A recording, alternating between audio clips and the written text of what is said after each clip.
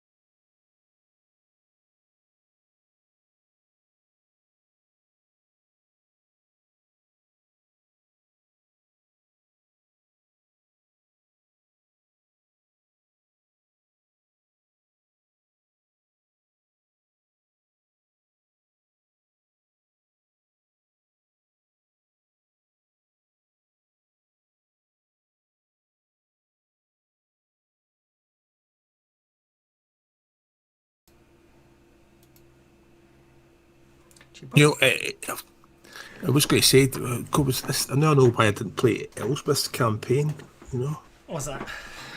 Because it's just jet lag for changing from one time zone to another. I was saying I was younger, I was like, oh, no problem, I could play D&D all the time. But now it's like, you know. Yeah, that does get kind of iffy when it's, and the thing is, I know a few Europeans that will play in American-based games. I had when I was running the Noir Knights campaign. I had a guy from Germany who our game started at like literally 2 a.m. for him. Well, he always showed up. Always lasted the whole game. I played a campaign. In fact, I GM'd a campaign for, and it used to run in Mountain Time. So the game used to start at 2. It used to start, I think it was 2 a.m. in the morning, and I was fine with that. But oh God, I can't do it anymore. Too old. Okie dokie, we have 4. Looks like we have our Ghostbusters team because I believe there's only the 4 of us. I think so, yeah. Everybody had signed up, so. Indeed. So it seems. I just checked. It seems to be working. We are in fit. Obviously, I don't do that whole Facebook thing, but as far as I can tell, because I'm just trying something out here, we are multi-streaming. We are on Twitch, YouTube, and Facebook at the same time. Woo! Mm-hmm. In a desperate attempt to because I just wanted to see if it would work, is the honest answer there. Okay, yeah. Ghostbusters. How's everybody loaded in the modules? I think so. Okay, yes. Right. Then let us begin. Right, we'll have to cast our minds back to the 1990s. Mobile phones are, well, big brick-sized, and you can club seals to death with them. And that's about it, really. That's all I remember of the 90s. It was depressing. And it was in England, so it was wet. I remember the 90s. That's when I went back to college and was working on my theater degree and having a grand old time. My kids were all grown up, so I was like free at last. Indeed. So, well, it would basically... basically speaking, what we're doing here right now is Dr. Old Brinkman obviously got hold of a Ghostbusters international franchise, and all of you somehow got sucked in. But we'll worry about that a bit later on, because at the moment,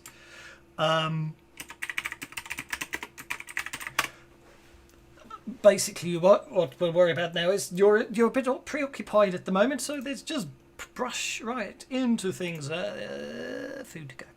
So it's another wet Wednesday. Surely the weather would change soon, but this was proving to be the wettest summer on record. The strange thing is, it only seems to be that Saxfordshire is having this bad weather. The Pennine Hills seem to be acting as a rain shadow. The rest of the country is reporting a fine summer.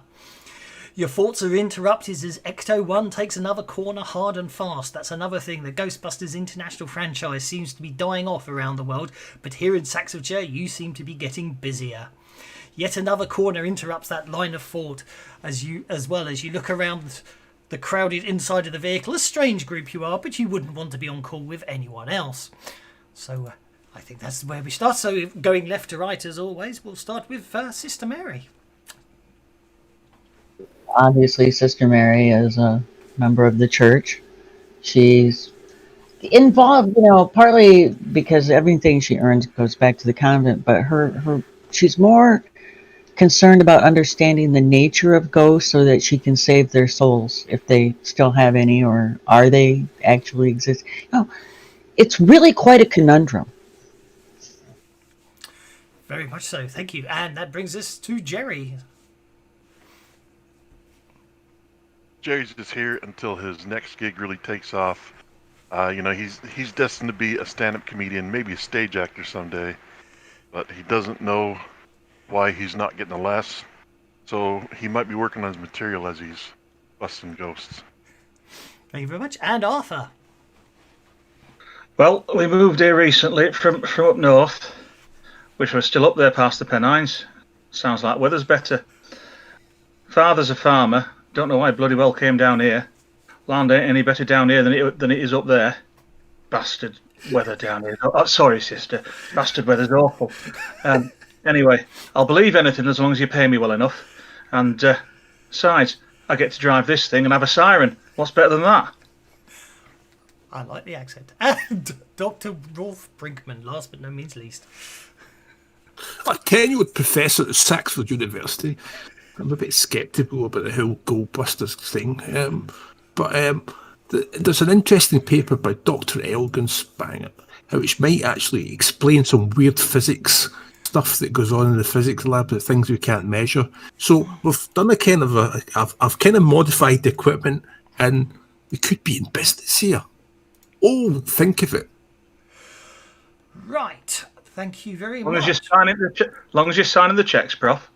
So obviously we'll basically I've added Ecto 1 to the character sheet. The other thing is on the party sheet, while I remember, and I can remember what the party sheet looks like on this really cool looking Halloween theme. There you are. On the party sheet tab, you have the equipment. You have obviously the equipment you're carrying, but also in the party sheet is the additional equipment that is also in Ecto 1. So there's 4 additional ghost traps. You each should have. I forgot to add it to your character sheets, but you each have your own ghost trap. So don't worry too much about that. You each have 1 ghost trap each. There's a set of para goggles, a PKE meter, a Procon pack, and a slime brower. This call came in quite fast, so you didn't have time to sort of kit out as you normally do. This was an urgent call. So you hear the screaming above the sound of your sirens as you approach, and you can see the golden MR logo of McRonald's ahead. Suddenly, the lights go out inside the building. You check the call log Jasmine through to you as you rush past her as she hit the alarm for the latest call. About 30 minutes ago, green slime started to appear in the Midsummer branch of the McRonald's. The manager there, Jim Bergerac, called reporting that the chip fryers were boiling and they hadn't even turned them on yet. You pull off the road into the car park.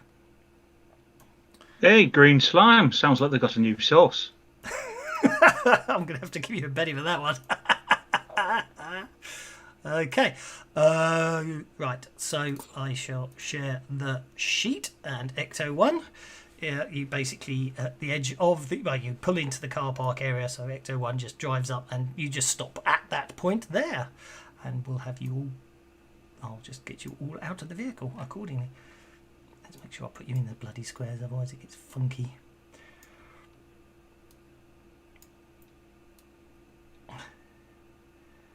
There we go. So there you are. Obviously, and what do you want to do? Arthur will fold his arms and look at Dr. Rolf and say, "Hey up, Prof. This is your bit then, isn't it? You find the ghost, then you point me at him, eh?" Well, yeah, I'm just distracted. So we got a PK reading? Or is it proton reversal? PK, they don't do pancakes this late. It's on to burgers now. As long as you got the coffee brewing, I'll be happy.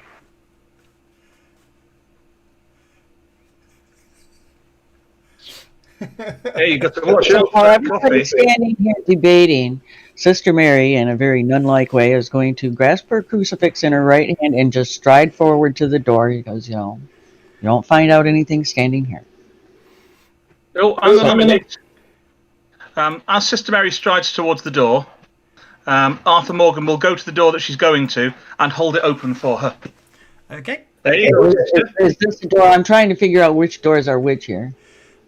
The doors are the ones that look like doors. The other thing is big glass window. Okay, and I will go over here to Oh, this door. look! Slime! Let's get into it. Yeah. Written on the floor as you enter there in the green slime, it says, "Go away." The walls seem to be dripping slightly. It is eerily quiet inside. Everyone has vacated the premises. But it's only slime, Arthur, since you can't read, will not be even slightly perturbed by that, and will just kind of stomp through it and go, "Oh, I got it on my boots." Yeah, it's not exactly spores, mold, or fungus, or anything interesting. Oh, I didn't notice this. It does bother me when it makes always adds NPCs in as Oh, I'm kind of curious. Let's go. Are there any burgers left on the tables? the place is empty. They were still serving breakfast when the slime started to appear and everyone vacated. Basically, as you come in, you hear a voice from behind the counter going, "Oh, thank goodness for that, Ghostbusters!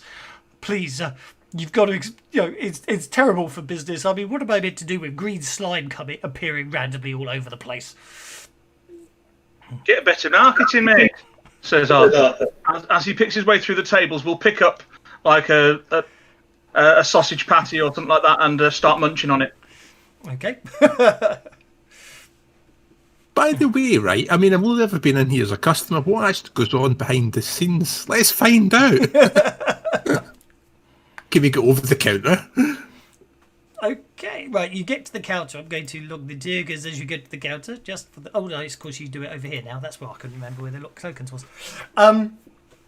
Suddenly, at this particular point, as you start moving around there, all of a sudden, all of the remaining food and food products and drink products all just get swept all off the tables, and they all basically fly across in that direction. So obviously up in the area just north of the sister, they just fly across and hit the wall on the opposite side. But everything here just flies across the room and just smacks onto that left hand side of the wall, leaving a huge congealed mess of coffee and everything else.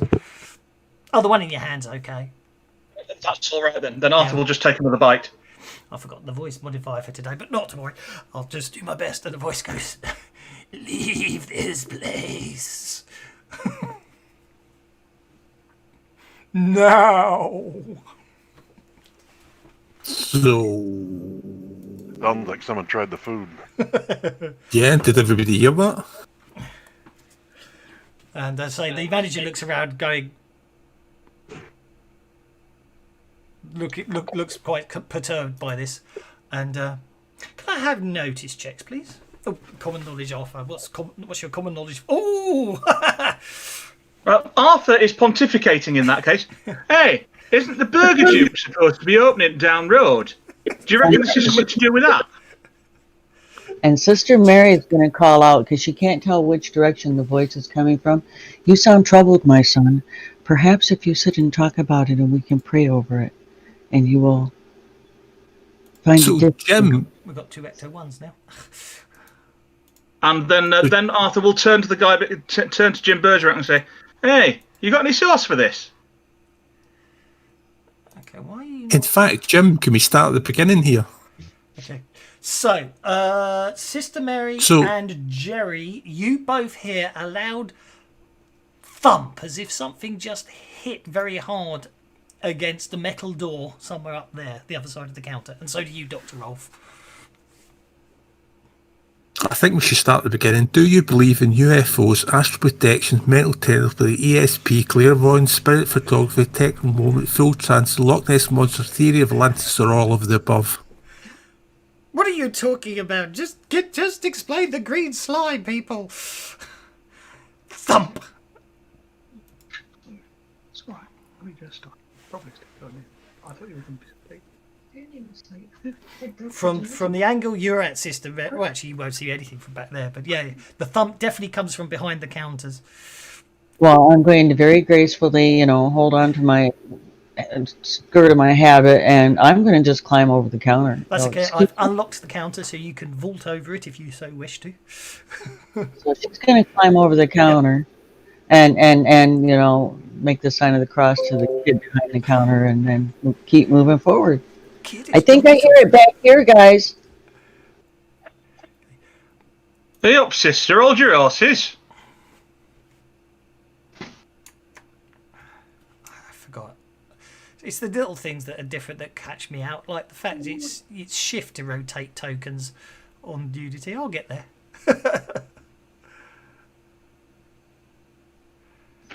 There we go. I'm impressed you got a token for a vehicle on there that would be the right size for the token. Mine just either want to fit in a square or shrink down to nothing. Oh, Ecto 1 on the combat tab. I've made it space 4. That's what made it big enough. Ah, that makes sense. Yep. Okay, as you walk past the deep fat fryers, you can see there's no, they're not on at all, Sister Mary. As I say, that you can see there's no power to any of the equipment in the building, but right now they are boiling away. They are literally bobbling over. I raise my eyebrows at that, but I don't see anything ghost or anything, and I'm going, my friend, Sorry, I'm just trying. I'm here to talk to you, and I'm going to keep moving forward. Perhaps, as I said. Okay, as you get to there, again, what you see of a loud thump comes against basically that door there. That appears to be a freezer door, and then suddenly, without warning, a ghostly cow explodes through the door and starts charging towards you. Ghostly cow. You know, I've seen the ads. They always said their meat was I fresh. weren't think it's expecting gonna be that. fresh. Perhaps these are Hindu ghosts, because I'm talking, prayer, and they send out a cow. Okay. I like that. Right. So this cow. Oh, actually, Arthur's just moved up to there, so I'm gonna have to. Okay, the cow literally sees Arthur and charges straight towards him. Head down, horns pointed straight at you. Whoa, don't have a cow, man. And it literally barrels into you in an attempt to slime attack you.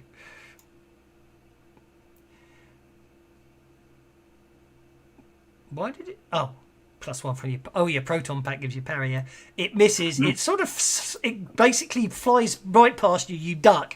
It heads off out through the wall, and then sort of turns around and comes back in and lands there.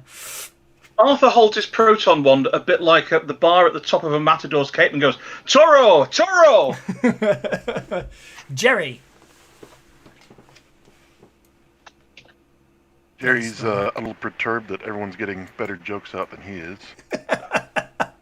He doesn't voice his opinion, but you can see he's got kind of a grumpy look on his face. Take notes. I think it's a good idea. Maybe he'll whip out a little notebook and start jotting down things. I think he's going to try to hit it with a proton stream, but now here's I'm getting some lag. There we go. So you got a slime blower. So he aims at the cow and starts spraying slime at the cow. Oh, you got a slime blower. That's a good thing from a whole damaging the property perspective, isn't it? But the slime misses. It goes wide. Yep. So basically, you just coat the whole area behind the cow in slime. Okay, we'll put Ecto 1 on hold because it's only there to show on the map. So next we get to Sister Mary. The cow doesn't apparently have a soul, or isn't going to assume it does, and Arthur's got it. It's charging out towards the other, so she's going to go and investigate the freezer where it came charging out of. Okay. So I'm not sure where the door was. It came through the wall, so. The door's there. That's the freezer there.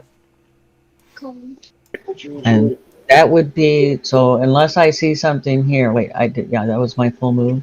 She'll actually go 5 inches to get to there, yeah. So you got 1 more inch. into the freezer to look around. And that would be what she does this turn, unless she sees something in there. Okie doke. No, you don't see anything else in there, no. Sorry, Dr. Rolf Brinkman, I skipped you by mistake there. Oh, he's snuck up into the back offices, hasn't he? But what's all the shooting? Well, actually, you haven't heard any shooting. The slime blows don't make much Right, it's noise. a splat. This is just it's a splat. Yeah. So we'll Yeah, so run it's this way. very cold. The only other thing I would say is, you walk into the freezer, it's just stacks and stacks and stacks of Oh, that's a closed door. We'll have to open it first. Open. There you are. You can do your move now. Yeah, so I'm just going to run to the worst direction of the splat. I actually didn't know the cow was there. Okay, you run there and you come face to face with a ghostly cow. Holy cow. I was so chuffed when I found some. Right, here, Angus. Take this. Arthur Duck. You're shooting with a proton pack and you miss. Roll for damage, please. I might actually Benny that. You most certainly can, but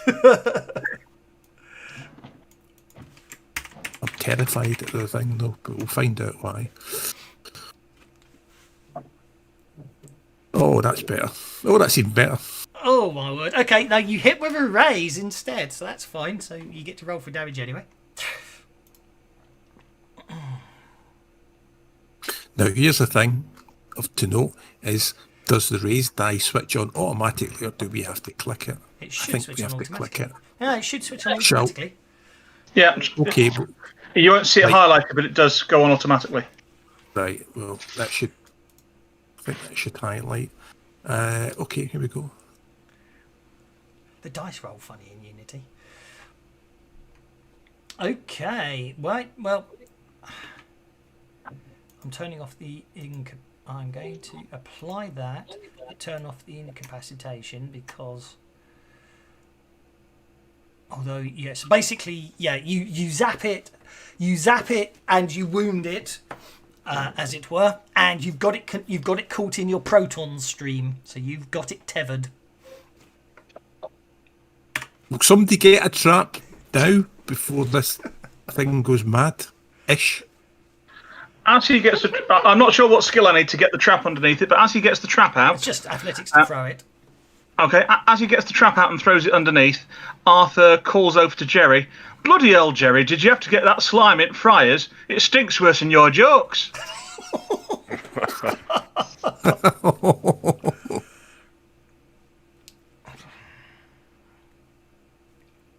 Okay, you literally throw, and basically you can throw out the trap. Now this was the bit I wanted to refresh my memory on. I think activating a trap is a free action. Once the trap If is you're gonna- deployed, activate with the retractable foot. This takes. Oh, it's a single action. No, yeah. So it's actually so you can try tossing the trap and deploying it in the same round. They are two actions. So Is it a skill roll to activate the trap? No, but it does count as an action. But I forgot that, so I would have mentioned it before. So if you want to multi-action it, you still accurately throw it, and you can still activate the trap. I'd have still gone for it, yeah. Yeah. So so you deploy the trap. It lands underneath where. So you've obviously got Dr. Rolf Brinkman. He's literally holding this giant cow up in the proton stream. And you throw the trap, it lands directly underneath the cow, and as an action that doesn't require any skill, you basically activate the trap. So what happens here is the cow gets one chance to avoid the trap going off. Go get in there, you Aberdeen Angus, don't squeal. Which it... -1 because it's taken a wound. Yeah, so actually just at the very last second there, as you're literally trying to catch it off guard, it bucks, causing the professor to have to adjust the proton stream, and it basically bucks out the way and avoids the trap, I'm afraid. Canny little thing. But it's still... Careful where you pointed that, Prof. It doesn't escape your proton stream because your shooting was much higher than that. The manager's basically looking at the slime down the sides, and he's screaming a lot and not saying much else. Okay, who's on hold? Icto 1. So new round. The manager goes on hold as well because he doesn't need to do anything. That brings us to Jerry.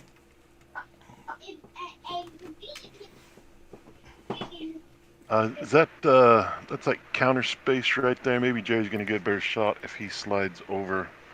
That's sort of one of And those tries to really shoot. high cooking things, so you'll have to run around it rather than jump over it. If I'm honest, I should have actually marked those as walls. Thinking about it. My one mark them as hot. That's where the boiling fires were when I came through. Yeah, but you Jerry's get to gonna there, move no there problem. so he doesn't spray the boss with slime. Okay, go for it.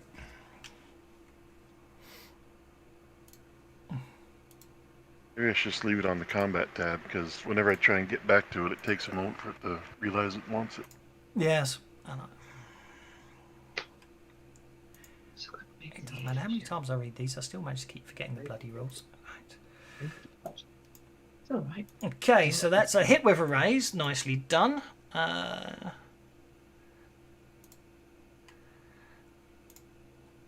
So he watches Jerry just unloads that slime blower and just starts spraying slime as much as he can on that ghost. Do you know what? I'm giving up. I'm going to have to just go for the slime blower rules. So slime deals damage with non-lethal supernatural treatment arcane damage. 1 slime unit for small burst template, 2 for a medium, and 4 for a large. Okay. 10 slime units malfunction. No, you haven't rolled 1. Stun. Can't cause one to shake himself against living target. Oh. Just remember, if the cow doesn't get in, if your psychic cow doesn't get into the first trap, use the other one. Oh, that was awful. I think I did you guys a disservice. I forgot the cow was shaken, so it can't avoid the trap. But oh well, makes it more fun. Nice. Okay, so Jerry, yeah, you basically engulf the cow in gooey slime. Right, so basically, yeah, there's no penalties because the ghost was probably there. Oh, someone's just connected. Arthur. Can I try and open the trap again? It's activated, so basically, the trap's activated. It's just a case of at the moment, Dr. Rolf Brinkman's the only one holding it, so he has to sort of swing it back round to the trap again, if that makes sense. Okay, in that case, But you I could will tether it and pull it in yourself. I will ignite my proton wand Yes, and try to pull it in that case. because you've got slam dunk as well. Don't cross the stream. Yeah, the ghost traps will stay active for 5 minutes if Yeah, they're fully 15 charged. combat rounds. Well, I hit it, but I didn't damage it. So, does that mean I've still got it? Basically speaking, what technically happens is you zap it. The damage is sort of basically to shake it and make it harder for it to resist, which is what I freely admit I got wrong just now. So what actually happens there is, if it wasn't shaken, it would basically try to use its spirit to avoid your shooting roll to escape it. So you have tethered it, but you just don't, you don't cause it any injuries or shake it. So you have tethered it. You've got the slam dunk edge, haven't you? Well, I did on Savage US, but I don't in here. That's interesting. That means I forgot to add it. I can add it. Yeah, you certainly should have had it. There you go. I've now got the slam dunk edge. I don't know how that works, but Oh, you should be able to click on it and find out. I think what's happened is basically I created the characters, and there's been the Ghostbusters rule set is basically evolving as we speak, and it's being updated a lot. And I think the edges, the links to the edges change every time the edges get rewritten, because they have been rewritten. You should have Brawny, Mr. Fix-It, Slam Dunk and Trademark Weapon. You shouldn't have Brave. okay. I will debrave myself. Oh, you've already done it. Brawny, Mr. Fix-It, Slam Dunk and Trademark Weapon. Brilliant. There we go. Now. Okay, so I move it when successfully moving a ghost by a capture stream. Pick a character I can and join slam the it fun. into a trap. Obviously, you didn't fit into Ecto 1, so you'll just have to arrive at this point. You did. Byron's arrived. And as he does, always late, but always at the right place at the right time. Always. Yeah, Byron. Oh, he's just there, isn't he? He just turned around and he's there when you need him. Indeed. Okay, so as long as I've got it, I can slam it into the trap. Yes. Okay, so I've got it, so I can slam it into the trap. Okay. I'll just put Byron at the edge of the map there. And share the map for Byron. Okay, you just got him and you slam him into the trap. So that basically, you slam it and the ghost ends up in the trap. Nicely done. And the trap shuts. So, you got that lovely bright light. Up it goes, down it goes. And basically there we go. You have got it caught. Hey, was that one of their mad cows they talk about on Wireless, Prof? Didn't look very happy to me. Prof, make a notice check.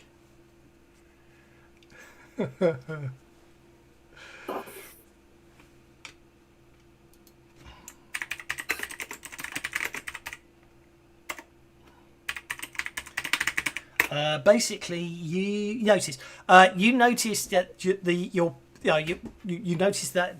PKE meter is still climbing. It's not over yet. Yeah, it's there's something weird going on. It's still it's this thing ticking like a geyser. Yeah, I mean, where's all the slime come from? Not one cow. Ticking like a Geiger counter. What? That thing can tell you when Woofters around as well.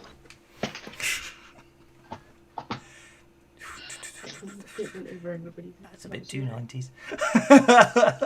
Hey, it is the 90s. I know, I'm just saying.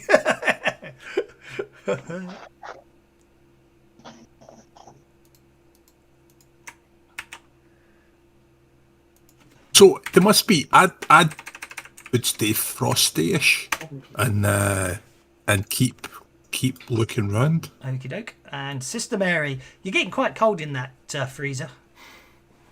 So I'm going to back out and go look in the other direction because I'm pretty sure the guys handled it perfectly fine.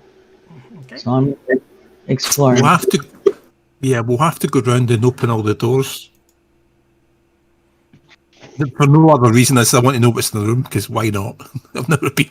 Has anybody else been in the back of fast food restaurant? So as I move up this way, do I see anything? I think I got one more move. You don't see anything as you move up there. However, suddenly it's bursting out of the those two bubbling chillers come two ghostly chickens. And, Well, I try to back up and get the cluck out of there. and Dr. Brinkman, as you walk into the chiller, you see two ghostly chickens emerging from the stack of chicken burgers. Bloody hell, place is full of foul beasts. Oh dear me. Okay, I'm going to say at this point, everyone except for Sister Mary, who's out the area of effect, gets to make a fear check as these ghosts all at once, as all these chickens appear and literally go boo, as it were, at you at the same time. Jerry's unimpressed. Jerry's unimpressed. Arthur is fine. That just leaves Dr. Brinkman to go. Yes. Okay. Yeah, rolling at plus 20. Yep. Roll. I need to add Byron to the party sheet. Yes. Not that it matters. And then I need to give him some bennies. One. Whoops. I think I've given Byron. Well, he gets an extra Benny for being Byron, I think. This must not be the first time we've seen ghostly chickens. Indeed. Obviously, all absolutely fine at that point. And then Byron, you fight. Basically, unfortunately, you couldn't fit inside Ecto 1 with the rest of the party, so you had to catch a bus. You finally catch up with them as you run into the entrance of McRonald's, and that's a window, but the doorway's there. You run past the go away sign and you start your move there. Bloody hell, it's the late Byron McBride. So, what do you? Not yet, but it's close. Indeed. So, what do you want to do, Byron? Now you've arrived on the scene. Do I hear the chickens clucking? Yes, you do. Those clucking chickens. Yes. Okay, in which case I will run towards the chickens. Jerry says, "Get the cluck over here. We need you."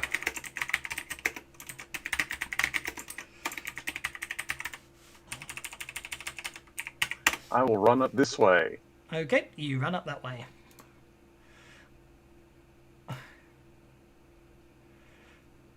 As you run up here, you see all along the left-hand wall as you're running up, basically it looks like all the food and drinks have literally got thrown against that wall. Those trays aren't on the table anymore, they're all up on that wall as you run up there. Yeah, it's good for them. Indeed. Just about all the more that food is for. Oh, and Byron, fate would have decreed that you get to go first on the next round. Oh, how about that? Okay. Then I will run again. Okay. Bergerak's actually running, screaming from the place, actually, at the same time.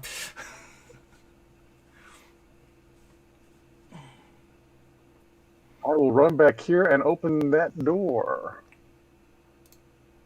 Jerry, seeing the owner run out, says, "What is he, chicken?" You have you open the door. You appear to have found the storage closet. Okay. It wasn't labelled, truth be told, but you seem to have found the storage closet. Yeah, Okay. I can't see anything else, so that's it. that's fine. And Arthur Morgan. Arthur's going to take a little step back. Yep. Point his proton wand at the closest chicken. Yep. And light it up. It should be that one there. Whoops, no, it won't be. That's me targeting it. Off you go. You miss. Let's try again with that, shall we?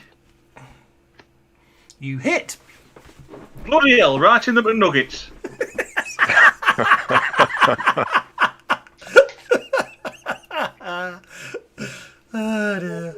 You shake it.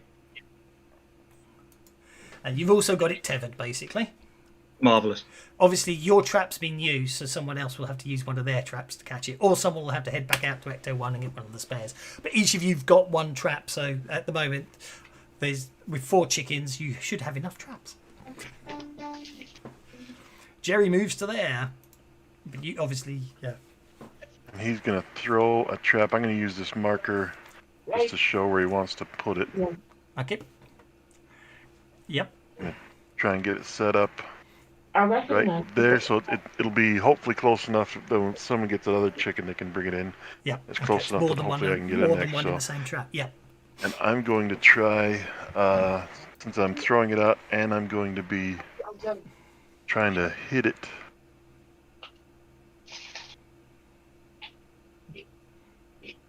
There's my athletics roll. Okay, so that'll be a D12 then, because for the deviation. So it's gonna end up going 8 o'clock, which will be that way.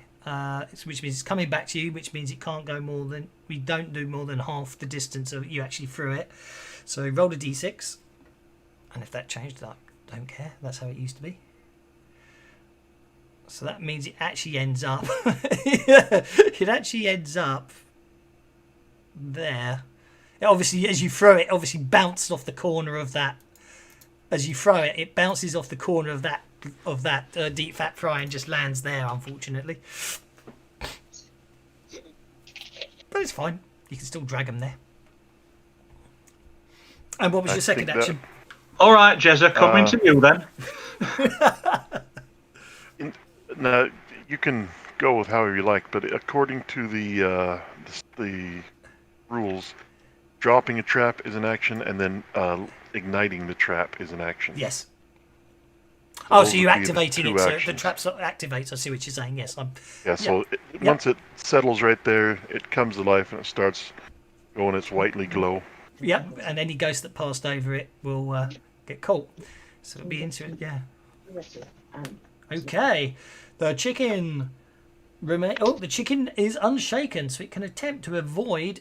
Your shooting roll was a 4, wasn't it? It was.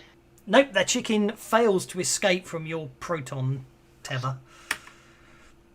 This chicken over here is going to attempt to slime Dr. Brinkman with a slime attack. Missing. This chicken is going to attempt to slime Dr. Brinkman with a slime attack. Hitting.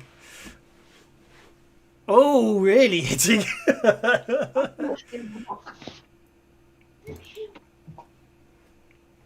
Interesting. It didn't do the raised damage. It doesn't matter. I'll do it. Careful there, Prof, or you'll come out of this with egg on your face. Okay, so that'll be 4 points on the Prof, which... why didn't that show us damage? Something weird's going on there. The Prof is shaken as he gets slimed. Chicken number 4. He's going to come Slimer. Not that I can pick him up because he's underneath the token. He's going to come Slimer. I know, I forgot to target. That's why it was going weird there. He misses as he basically tries to slime Jerry. And Sister Mary. Because she's got absolute confidence in the rest of the team. She's going to go and check here. That's just a door to the outside world. Well, that's what she then, after discovering that, she would go and check this door. In hindsight, I should. Yeah, in hindsight, I should. Well, actually, no, they're the back doors, so they wouldn't necessarily. Yeah. Have you opened it? Yeah, you have opened it. I can't tell. I'm still getting used to the line of sight here. You can just see Byron coming around the corner. Okay, you've got the men's and lady. The men's and ladies' public toilets. The door you've just opened only opens from this side because it's obviously a staff room access only. Well, then Byron can see that he's just coming down a hallway or whatever. Yeah. So I think they're in trouble back there. And step out of his way so he can run past me. No problem at all. I can talk to. This is not fun. Yep. You have also got walkie-talkies if you're all a distance from each other. Don't forget. Dr. Rolf Brinkman. Well, you recover from the double slime attack. Well, fortunately, I never get winded, so the yoke's on you. Oh, God. So I've got to hand about that meant to be flow freely. so could I drop one trap and go for 2 of them? It's an interesting one. Yes and no. Yes, you could drop a trap because it's a small burst template, and any ghost within the small burst template will have a chance to be captured. But of course, you can, if you activate a trap, they may well get pulled in. But obviously, it's harder for them if they're tethered and the trap goes off. Chicken Phantasm 4 that went over to Slime Jerry moved into the trap's area of effect. Yes, and I forgot that. See, I've still been debating on when the ghost gets to make the attempt. Does it do it automatically, or does it wait for the ghost's turn to try and do something? Well, my interpretation is it should be on the ghost's turn. Well, it depends. I think Yeah, I'm kind of thinking on the ghost turn because I don't want the ghost having like 3 or 4 attempts as it moves through traps. I think once it's ended on a turn, then it gets to do the rolls of try and evade the trap and try and get out of the stream. It's and then see how it goes from there. Because if it's already had a go this turn, then I think it gets to react as if it was a grapple. It would be my interpretation. I think they only get one attempt to avoid a trap a turn. Would be my interpretation of it. But it's an interesting one. So that is a very good point. That chicken might not have slimed Jerry, but it does avoid the trap, so that's okay. So he did get to slime Jerry anyway. So yes, if you drop a trap and you literally can just drop it on the ground and then activate it, which would set off a small burst template like so, and both chickens may get caught in the trap. So you can certainly do that, Dr. Brinkman.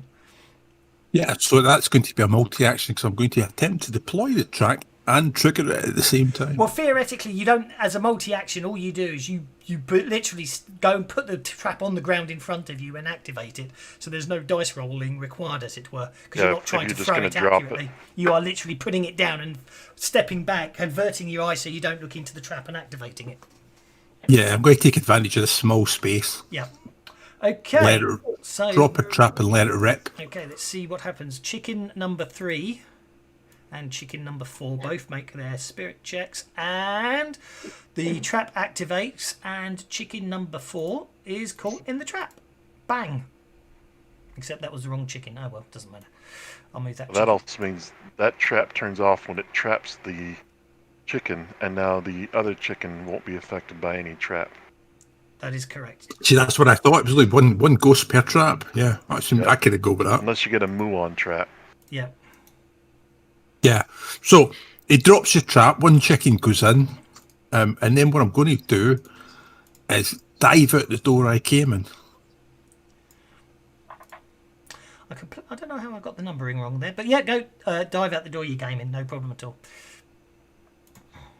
Right, new round, hopefully the last. Okay, first things first, the manager is going to run screaming from the building. I have to say, I know I'm tempting fate here by saying this, but so far you haven't actually done any damage to the property. This is looking good for you guys. Oh, you said it. Now that you said it, there's going to be proton streams everywhere. Well, why do you think I said it?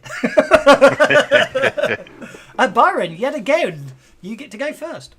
Oh, hang on. No, you didn't. The cards didn't die. The cards didn't go.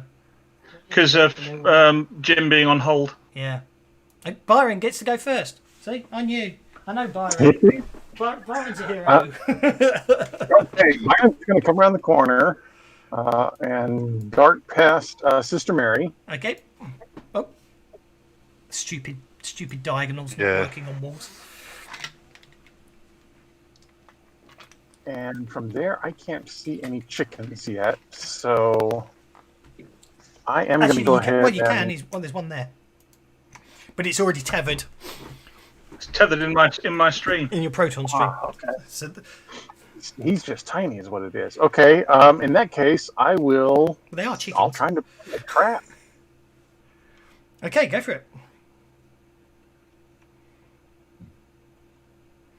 Yeah, this ought to be interesting.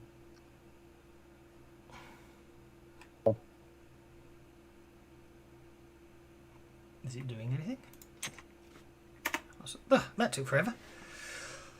Okay, where were you aiming for, out of interest? I was aiming for the corner of the fryer there. Okay, throwing there is a range on the trap, I believe, isn't there? Maximum range 6 inches. So on template. There we go. So that's where you would obviously one row down. So obviously the square below it, I didn't want to put it on top. So it's actually going there, which is actually okay. landing. In that case, I will run forward before I toss that then. Okay. Which will just get me close enough. It will just get you close enough. Okay. And then obviously with the multi-action, that's going to be a deviate. That's terrible. Terrible. Let me bend that. You can belly that? Yes, by all means. Oh, that's even worse. No, it isn't. That's spot. Oh no, it is. Yes, sorry. I do you know what? It's terrible. I've got to because they've changed how the dice work. I was reading the 4, not the 2. It's okay. It will basically probably hit the fryer and bounce off, and we'll just work out where it bounces off. So roll a d12. At that point, you can still decide not to fire the trap. Yeah, and then d6. Because once you open a trap, it's locked in place until it's closed again. Otherwise, you can roll it out, and if you don't like where it is, you can ride it, fix it next round by walking up closer to it. So the trap actually ends up there, where that number 1 is. That's where it actually lands.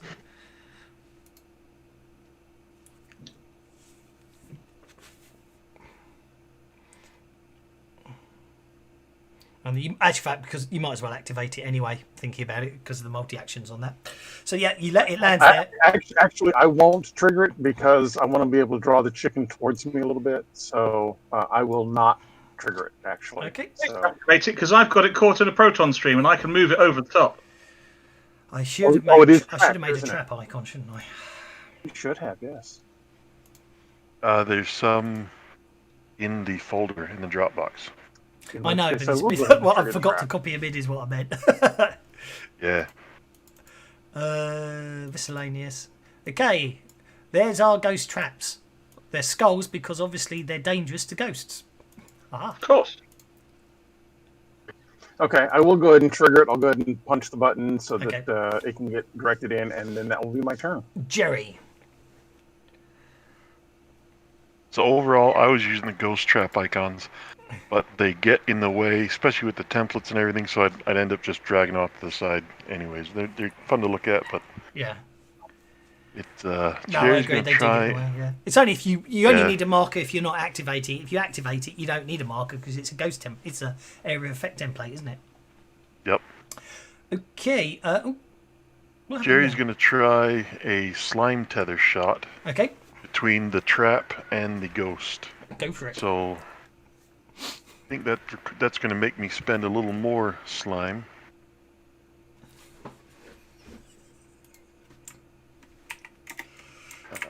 Come on. For some reason, it's saying the Chicken Phantasm 4 down here is removed. When I try and drop dice on it, it won't let me drop. Yeah, I don't know what's going on there. Yeah, it does say removed. Anyway, let's get rid of the, it's the not splat. showing up It's having it's having a sulk with about the splat. There you go. That makes sense. Yep.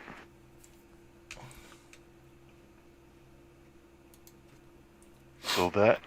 In fact, I'm going to steal the line from the chat here. As you look at it, the chicken looks at you evilly, and almost getting the impression it's saying, "What foul plan do you have in store for it?"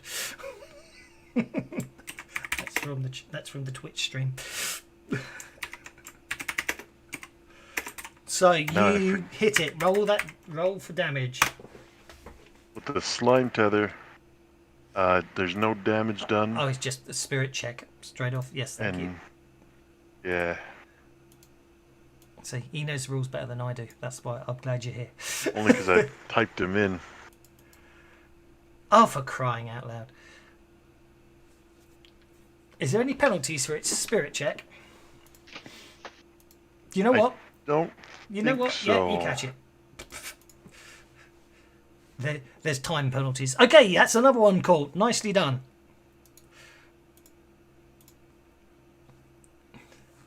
That'll be my turn. Okay, that means we're down to Chicken Fan. The last of the chicken. Oh, there's 2 chickens left.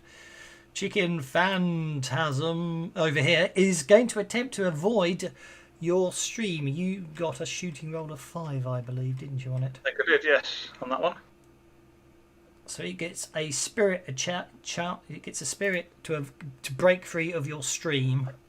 I think it's going to do it. Yep. I'm afraid it literally breaks loose of your tether. But it does. Right, I'm calling you Egwina. You're more slippery than a Conservative politician. However, it then flies over the bloody trap to get to you, which is fine. It goes over the trap and it's going to slime you.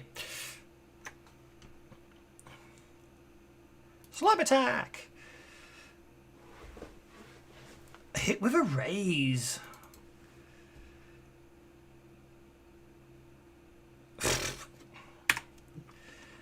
This chicken bursts out of here, and basically where's it going to go? It's going to go 1, 2, 3, 4, 5, 6, 7, 8 that way. Seems to be chasing after the manager. Arthur Morgan. Here, you deal with that one, Byron. I'm chasing salmonella over there.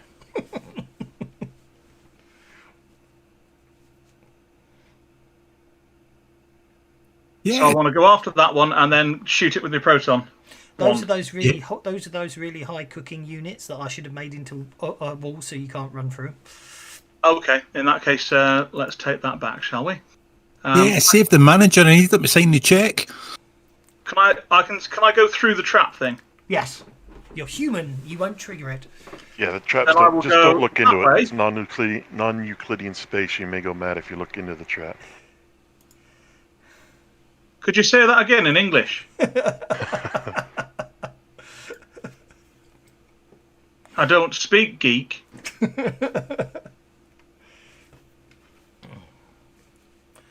You hit it. You wounded it. I must admit, ironic. I was thinking what I think you need to do with these. Even then, it will do more. Problem with Fantasy Grounds is obviously if you incapacitate things, they vanish, and of course with Ghostbusters you can't incapacitate ghosts. You can just basically you have to trap them if that makes sense. But yep, you got it, cool. So I will. Come back here, you bugger. Yeah, but at least Fantasy Grounds gives the GM the option of just removing that incapacitation before application anyways. Exactly, yeah. What I have realised is what I need to do is make a note of the shooting rolls when it's captured. Okay, so that's another ghostly chicken tethered. Sister Mary.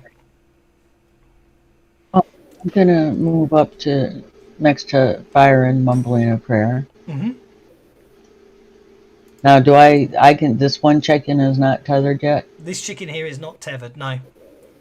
And so that's a shooting roll on the proton pack. I haven't deployed mine yet. So. Yeah, it's a shooting roll with your proton pack to try and tether it. I need that one. Got him. What I really love about this game is if you miss, you still roll damage with the proton packs.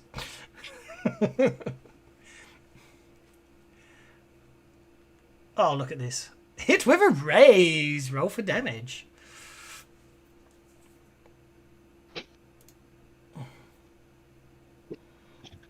That's another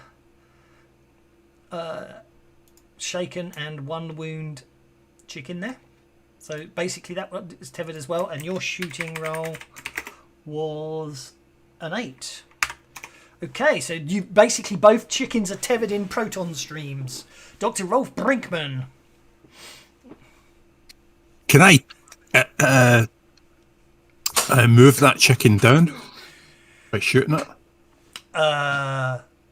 Yes, you can. Yes, you can tether the chicken and pull it. If you can successfully tether the chicken yourself, then you can move it towards the trap, and it has to escape both your tether and Sister Mary's tether and the trap before it's free. And for that, I think it uses the highest shooting roll out of the combined shooters. That's correct. And the ghost can be moved 6 inches. Yep. Can you move it as part of your shooting? Because in that case, Sister Mary could have moved it. I forgot about that. Was that a separate action moving? I would think so, because you're not actually physically moving your body. You're just twisting your arms and torso to... So I'd think that you should be able to move it as well. Yep. I would have tried to do that if I knew I could do that. Yeah, no, it didn't occur to me. As I say, we're all learning the.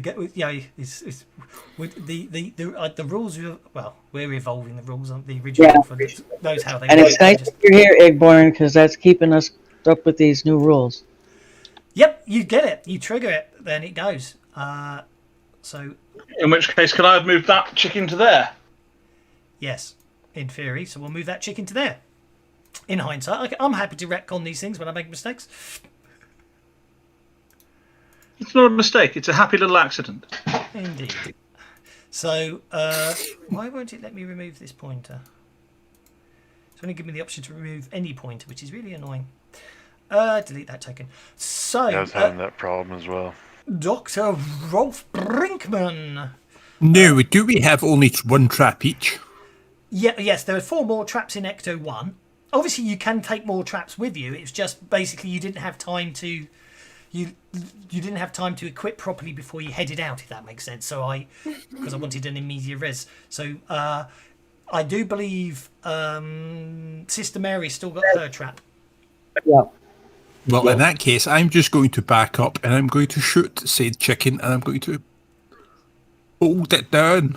Right, go on then. You're going to shoot said chicken. Go for it. Right. You hit it. Right. So stay there, you clucker. Well, Somebody get a trap, quick. As we've just ascertained, you can move it up to 6 inches. Right. Well, we're going to... So you can move it over so it's in front of Sister Mary, is what I'm saying. Although actually, with those cookies in the way, that's going to be with those cookies in the way, that could be tricky. You'd have to. The ghost can go through the cooker. The proton stream will pierce through the cooker. 3, 4, 5, 6. That you can sort of do that, so you can bring it down into there as you literally just stay in one spot and twist. Hey, watch it, Prof. You said not to cross streams. I'm conveniently ignoring that fact for now. Because in the rules itself, it states you have to declare you're crossing the streams. Otherwise, it's assumed you're not crossing streams no matter what else is going on. Yeah. Okay. I said something about total moronic reversal, didn't I?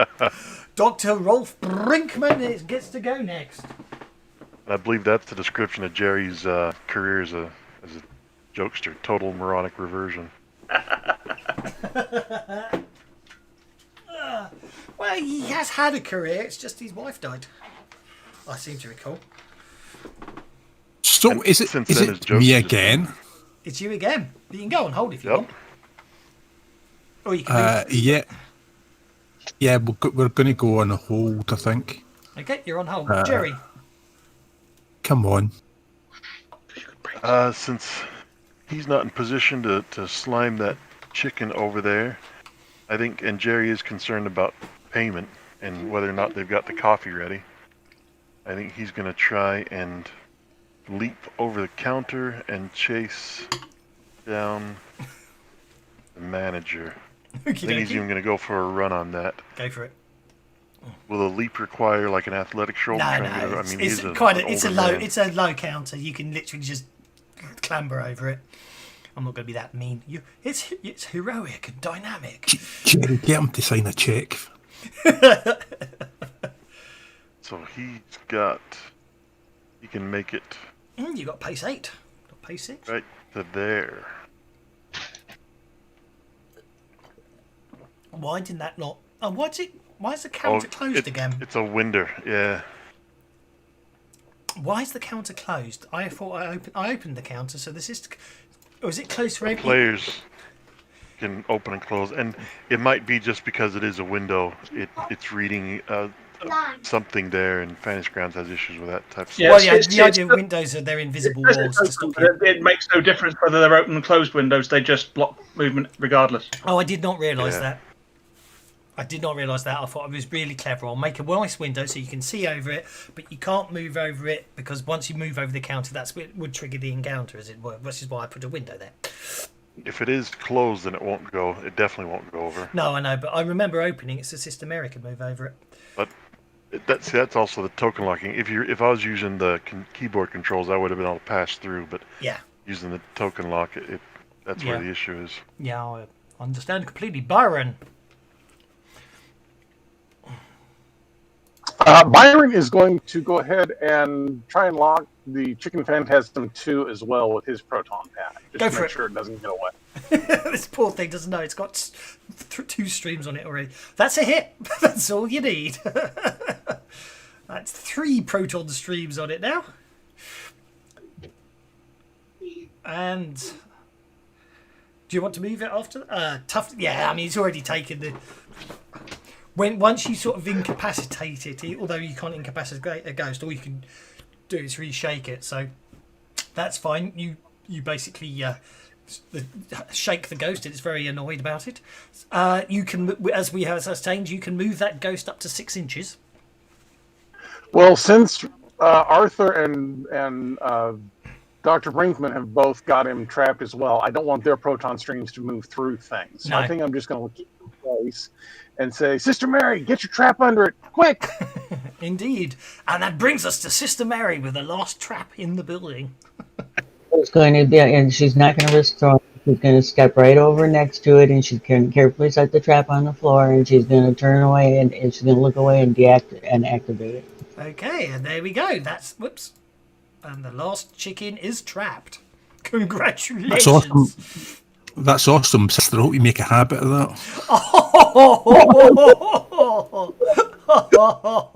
I think I'm just going to give everyone buddies because you've all been basically amazingly. Right, tokens are unlocked as everything seems to go quiet and the green slime seems to start to. The green slime starts to vanish. You guys couldn't wait 15 seconds longer for me to finish my prayers. You had to take off without me. I had to catch the bus for crying out loud, guys. Do you know what kind of looks I got with this thing on my back?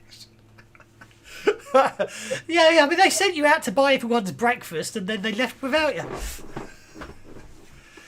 Jasmine. Learn to pray quicker. Jasmine will.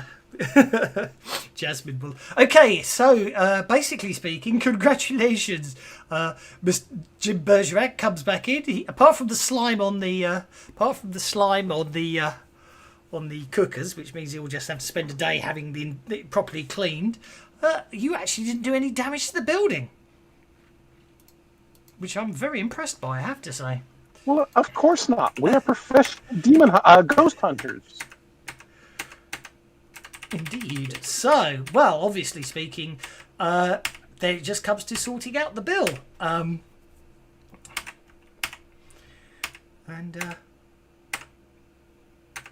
over to you guys.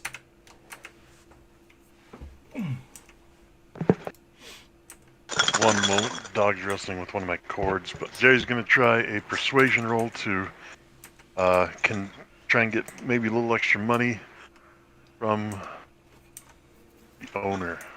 Okie dokie. Does anyone want to support Jerry's him? saying, look, there's trap fees, there's containment fees. Don't worry about the slime. It's water soluble. It should come off nicely. Arthur's going to collect up all the traps and just kind of swing them around a bit. No problem at all. As a subtle hint that we could let them out again. And we'll support with an intimidation. Okay, well that fails miserably, but that achieves magnificently, giving a +2. So yes, Jerry. Basically, at the end of the day, the manager Jim Bergerac is very happy with the fact that you dealt with it promptly and efficiently. He's already got some of the staff back in cleaning up all the ectoplasm. He basically explained that he'll send your invoice off to head office and they will pay, and he will insist that it's paid tout suite. And also, actually, he says agrees that the service was impeccable and suggests you increase the total bill by another 10%, seeing as head office is going to pay for it. And also he says once we're up and running, obviously the least I can do is give you free meals for the rest of the month. It's only the first week of the month, so that's good. Yeah, it's a good 3 weeks worth of free meals. It's a bit of a way out to midsummer, but it's it'll be fun. Yeah, and he thanks you. He thanks you. Hey, Jimbo. Yeah. Is your milkshake machine working? Can I take a shake for the road? Yeah, of course. Yeah, no problem at all. Obviously, you basically, if you hang around for a bit, you'll get a nice free breakfast, as it were. And I forgot to check. Have you considered that those ghosts were the tormented souls of the horrific thing you have done to their bodies in your freezer? It's just a franchise. They just deliver the stuff. But hey, sister, it's the Virgin Mary, not the vegan Mary. Jerry gets out a notebook and starts scribbling something down. Like it. Right, let's get rid of Mr. Bergerac. I can't get over the clicking's slightly different in Unity. You actually have to click, if that makes sense. You can't just cheat like you could with the other one. Okay, let's shift rotate them, isn't it? Come on, rotate, you little Now, bugger. hopefully we don't have the issue I've had for the last 2 games, last 2 nights, where someone has the creature targeted and is making a combat roll, but for some reason it's not applying the attack or the damage, and when the game master drags it over, if it's a ranged attack, it now references it as a melee attack and applies parry versus the That doesn't sound attack. fun. But anyway, no, we seem to be fine. So, well, you get back to Ghostbusters headquarters, and there you are. Interestingly enough, it took me a while to notice that there is no I found these online, and as far as I can tell, there is no way to get from the second floor to the top floor. You have to go outside, up to the roof on the fire escape, and come down the roof access. Yeah. Likewise, obviously these. It's interesting. I found these. The guy who done them, they were sort of work in progress. He obviously hadn't got round to doing the basement because I'm assuming I'm going to say there is a basement because obviously that's where your proton containment field is. But anyway, I thought it's nice to have a map, a base. It doesn't really make any difference, but it gives you a nice layout. So you're back at headquarters, and you park up XO1, and yes. Well, I got bloody slime on my top, didn't I? I'd best strip down and go and get it washed. But yeah, Jasmine's obviously sitting behind the reception desk. I forgot to make a token for her, so that won't be too much of a problem. But yeah, so as I say, the rest of the day goes relatively quietly. You don't have any more call-outs. But in your downtime, obviously, you've got your own minor hobbies and stuff. But the thing is, that's the latest of a string of... that's the latest in a string of call-outs. And when you mark it up on the... on your map of the local area, it's quite interesting. You notice that basically it's sort of forming this 5-pointed star, and there only appears to be 2 buildings that are sort of in the area in the middle of it. These are all the villages around the outskirts of Saxfordshire, and there only seems to be 2 sort of buildings in the middle of this 5-pointed star area, because it's sort of very much out in the open. And one of them appears to be a technical business centre, a science development building for a company called Unlimitech. And apart from that, the other area just seems to be a load of private land that just has basically a rundown mansion on it, but you haven't found that much out about it really. But whether that's connected or not, you don't know. But it's quite uncanny, the 5-pointed star that seems to centre around these 2 locations. This latest infestation is what created the 5th point, that when you join them up, you end up noticing this. Hey, Prof, why have you drawn a sheriff's badge on map? Nah, the peaky Eden spiking. It's an Igor Yeah, but what's that got to do with cowboys? I'm going back for Saxfordshire. Otherwise, Oh, come now. Sure, you recognize the mark of the devil. The what? That's a pentagram. It's a demon mark. It's not. It's a sheriff's badge. Look. It's not my fault that ancient sheriffs were demon worshippers. You saying John Wayne were a demon worshipper? No, he just played a demon worshipper. John Wayne was just an actor. No, John Wayne were a cowboy. He never wore a star except as a part of a role, though. I seen it on telly. Sigh. So shouldn't we go to the centre of the pentagram? Because let's face it, well, according to the maths, so each corner's 1/5, and let's face it, we check my maths and it's right, and let's face it, usually is right. Why is it centred on this place here? We're going to America. The pentagram's in America, isn't it? Where all the generals and that are. oh dear. Yeah, don't even get me started on the military and their violent ways. No, we need to go to the center of this particular pentagram. Yes, I agree, 100%.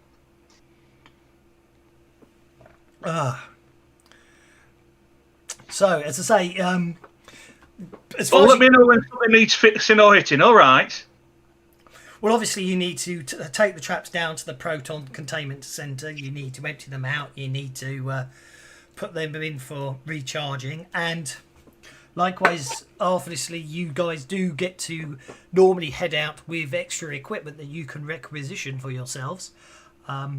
You each can have up to. You've each got a part. None of you picked Hunter, so you each got 20 requisition points. So obviously you can do it that way. However, on the parcels tab, which I'm not sure you. On the parcels tab, I'm not sure if you get that as standard as a player, but if you open up the parcels tab, I did create some pre-built packs for people that just to speed things up if you want to equip yourselves accordingly. But otherwise, it's up to yourselves. Obviously, this is one of those sort of longer-term research calls. It's something you're investigating yourselves. I see nothing in the parcels tab. Yeah, same here. That's very worrying. Okay. Maybe because I need to share them. Yeah, my mistake. Sorry. I forgot to share them. I'm still getting used to the idea of parcels. The old bait and switch. There we go. Now, obviously, none of you could afford the search and destroy, but 2 of you could go together for it. I suppose you could requisition it together. The idea is it's obviously that's where Hunter can afford it, but they were just ones I made up earlier, just because to try and speed things up. But there's plenty of other equipment. If you actually want to go through the equipment lists, they should work now on the library, because I think we got it fixed. I'm hoping I downloaded. I didn't remember to download the fixed module. Bugger. Oh dear. Okay. So for right now, Jerry's going to do a research check and try and glean information about. Let's see, I guess. So is the pentagram complete? You said that there was. Yes, a 5-point today star, we- but that Today finally today was the completed? 5th one in 2 weeks. That when you when you join them up, you realise it's creating a pentagram centered around an area known as Lower Midstoff, and basically there just seems to be Eshingham Manors down there, and Unlimitech. They basically, it used to be you'd have to do some research to find any more out, really. Oh, you have. there's a research role for that area, or if you need a specific Unlimitech. Well, the research of the area. So basically, Lower Midstoff. It's basically an old few. It goes back quite a long way in history, and it's basically an old. Has a varied history, that area.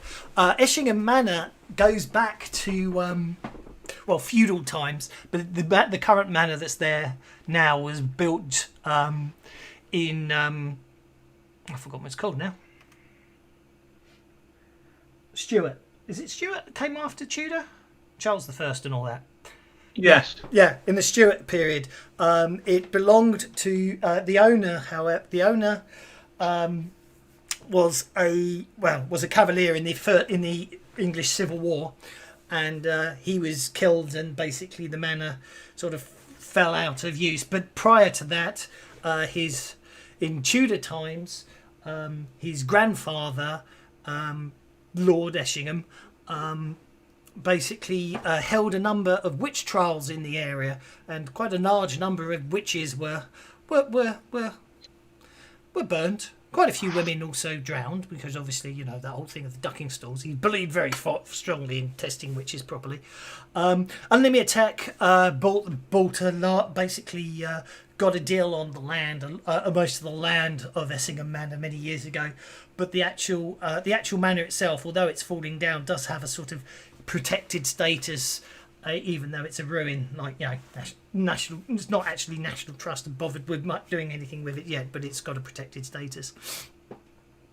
Unlimitech, they are specialised. Well, they're some impressive American startup company. They seem to be basically implying that anything's possible with Unlimitech equipment, and they're sort of claiming that they're building these exosuits that will enable people to move faster and lift things stronger, and they're also hoping that it will have effects in for disabled people, but obviously they're really after the military contracts. So Jerry takes this information to Rolf Brinkman, especially about the more mechanical aspects, brings that to his Well, attention to I see kind of what he know can that, because as soon as you said the name, I automatically know that. And the witch trial was on a Tuesday, and it was at 9 o'clock, and there was 20 people there. The wind was blowing from the northwest. Can't you remember that? The last witch was a Goody Whimper, apparently. Actually, no. In fact, the last witch, that was burnt there. They sort of went off the witch trials after that, because she obviously knew Agnes Nutter, because she basically went. She told everyone to gather round to see how a true witch dies when burnt, and that's when the gunpowder she'd sewn into her dress exploded, taking out half the village. And the Lord. Hey, my great uncle Shadwell told me about that. Yeah, exactly. Said she went out with a bang. Yes, I know I'm plagiarising there, but who cares? I always love It's a great book, and it's a pretty good show as well. This TV show wasn't bad. I have to give it that. I did enjoy it, and I did enjoy the episode where you actually saw their history together, which was meant to be in the second book they never wrote. But that's by the by. It's one of my favorite. It's possibly one of my favorite. It is one of my favorite books. I have to say, good. You've got to mention there was a Facebook post and it had a certain actor saying, "Am I ginger yet?" Yes. But that's why. That's to be honest. That was the Lord died and the witch trials died off. But and Libertech bought a lot of their land.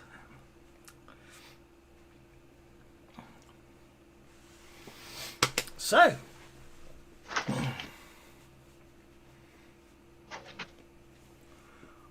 So Jerry bought the dual capacity slime pump upgrade package. It gives him 10 more slime units ready to go in his backpack and increases the stream or the slime flow from his slime pack that increases the range, and at short range can actually cause knockback. Nice.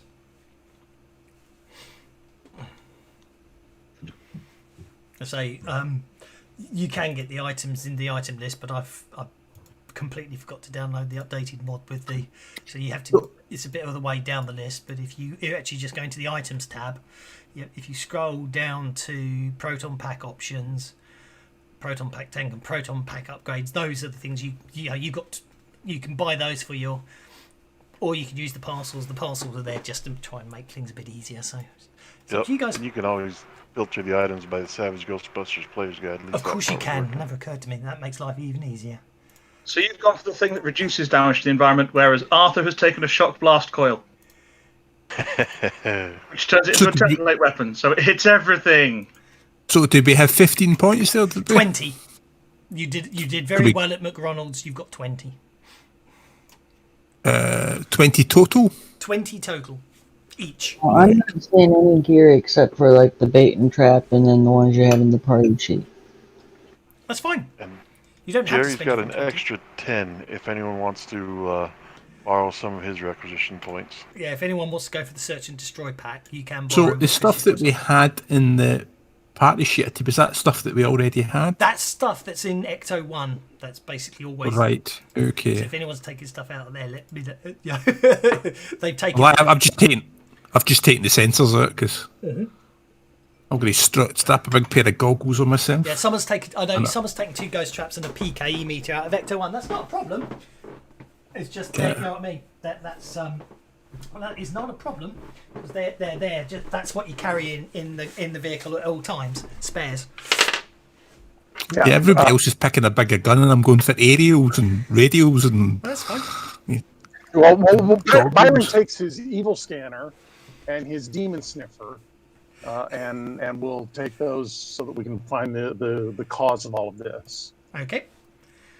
What do demons smell like?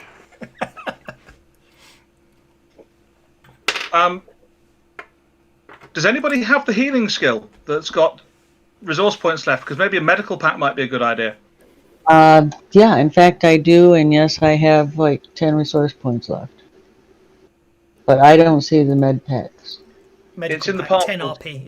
It's a parcel. It's two emergency kits. So emergency kits are 5 requisitions each. So the medical pack was just an easy way to just buy 2, as it were. Well, since I don't see it anywhere, if you could drop it on my sheet, I'll spend the RPs to have it. Yeah, I mean that's quite cool because I actually can't see the equipment list at all. Okay. You might close the parcel window and reopen it to get it to refresh. Yeah. Yeah, so on items, if you change the group to Savage Ghostbusters Guide, it will give you all the equipment, but then you've got to open it up to see the requisitions, which is the annoying thing, whereas on the table you can see it. With the idea with the parcel, you can try and speed up the equipment and give out. That might be an idea of just adding that to the title for it so it shows up what the cost is. Yeah, actually, that's not a bad idea. I can see it the party sheet. I went ahead and got one of the med packs. So. Wonderful. As I say, it was just to try and speed up equipment adding because you guys get equipment, and I just didn't want to sort of let you spend ages with you having to go through all the equipment, and it doesn't help when I forgot to update the module after I found the bug. That was fixed. I still can't see any equipment. Under items. I wonder if that's related. There's a weird bug where everything looks different. Like for me, I can see everybody's power and toughness and Benny's across the top left. Yeah. But in my games, it does. You have There's to a lot turn of that times on. I can only see it for 2 or 3. Oh, I see. Yeah, I've noticed there's actually I think it's been in classic because it happens in after. I've noticed lately the bennies don't update, so I'll see people have 3 bennies left and they're insisting they've got none. But anyway, how's everyone? You can equip yourselves almost up until the adventure starts, as it were. So if you're having issues there,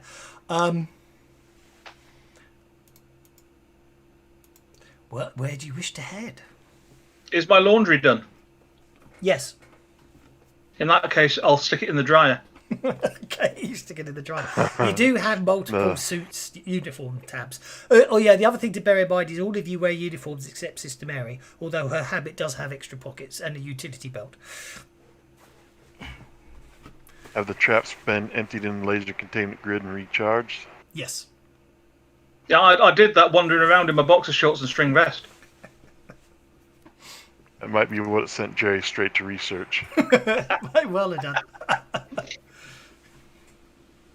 I love the way you got a kitchenette and a full kitchen. I mean, Brickman was really obviously a foodie. Actually, you've got the kitchenette and a full kitchen. I like it. It's obviously because multiple people can cook different foods at different times at the same times. But anyway, that's by the by. So, obviously, the clouds are dark and grey, and it's started to rain outside. But I'm sure. Oh, look, Saxford sunshine again.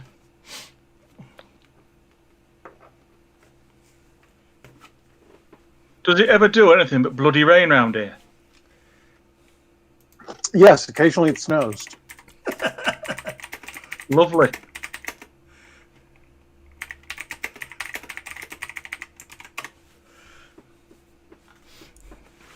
Okay, are we ready to head out? Which of these 2 buildings did we decide we were going to check first? Which one seems more pressing? I guess we don't know. Maybe we'll just show up and see what pops up. Since Sister Mary is involved in the church and a cult is something that they actually are aware of, especially like things like pentagrams and supposedly evil stuff. Is there any way she could help narrow this down as to where their most productive point would be? Well, as I say, as at the moment, you could try folklore or occult rolls if anyone's got them.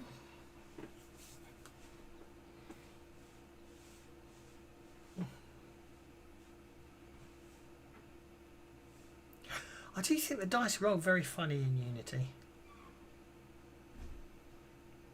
They sort of seem to curl back on themselves. Well, if we're all talking about that kind of stuff.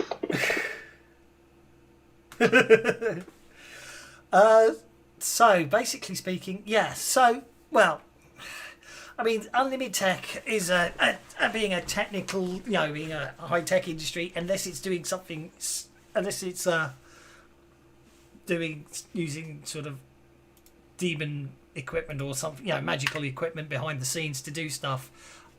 You're not entirely sure why it should be the focus. That said, a 4 to 16, 18, 17, a 300 to 400 year old mansion with supposed witch trials and all that has probably had plenty of time to build up history and background formatic radiation, as it were.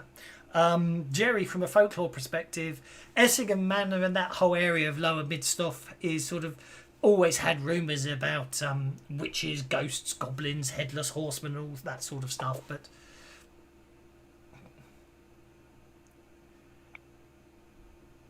do you know what? On a completely random note, I've just noticed that the dice in Unity always show the highest number when they're down at the bottom of the screen. Not always. Oh. If you pick it up and drop it, it doesn't always show the highest. No. Yeah, but when you reset it, then it usually. Yeah. When you reset it, it does. Because my mate ended up with white dice with white numbers because he'd spend hours trying to make the dice look like that. He'd literally pick them up and drop them until he could line them up with the right numbers on them. In the end, he actually, as I say, he made them white dice with white numbers, so he couldn't see the numbers on them, so he didn't worry him anymore. So we might like that about Unity. Anyway, so Okay, Byron will look at his proton pack and his ghost traps and go, yeah, the high-tech company's got nothing to do with this. Let's go check out the house. okie dokie. Essingham Manor. Nope, nope. Essingham Manor. There we go. As I say, it's raining when you get there, and I'll just pop you guys on the map as you arrive. As I say, it's pouring with rain by the time you get there. You can't get. You have to park Ecto 1 just off the edge of, outside, because there's a bloody big hole in the road. But you're able to circumnavigate that, and you find yourself standing outside the ruins of the manor. And for a typical day, it looks like it's raining. And it's raining, yes.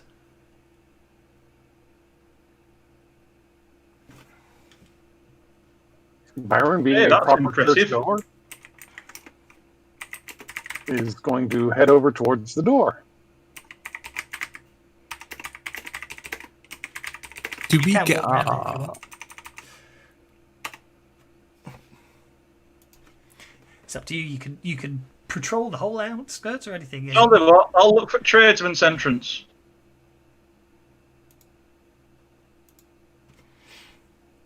I'm So looking give me for a lot of psycho- tokens because you can move around. Yeah, so psychokinetic or psychomagnetic interference Mm-hmm. or temporal displacement. Any of the above will do. Indeed.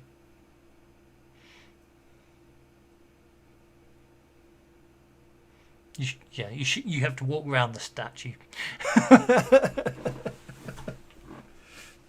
I've spent ages putting all the barriers in and everything, so it's all proper on all the walkways and everything. I didn't put. Nice. I appreciate the effort. Makes the map spookier because you don't know what's around the corner. Indeed. It's eerily quiet. If you've got PKE meters or readings or anything like that, you can make your notice checks and everything. Well, I don't know what I'm trying to detect, so I'll just roll notice, and then you can add the modifiers for all the gear I'm carrying. I'm carrying a gigameter, PK meter, paragoggles. Hey up, can any bugger hear me? I've gone in back door. Jay said, yeah, I got you on walkie-talkie. Yeah, and I'm, Alright. if you would I slow think we got down, this thing. Yeah, I'll come around to you. If someone is that you going upstairs, Mr. Brinkman? Yeah, because I got to be stairs by myself, because what is upstairs? Let's find out, shall we? I'm trying to catch up to him because he went racing off ahead. What is upstairs? I mean, seriously, I'm burning, you know. Took my way I'm across. just going to share it with everyone, but obviously you can minimise it or close it if you're not upstairs, because obviously it's just easier that way, and now I can just leave you guys to wander around accordingly. I'll just have to have two maps side by side. Never splitting the party is always fun.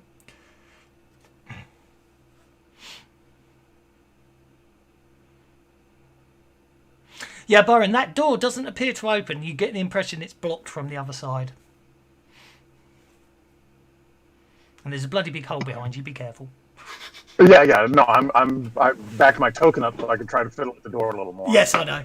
Yeah, as you look down, it looks like there's basically underneath. It looks like there's an old cellar, but again, it just seems all collapsed in down there. And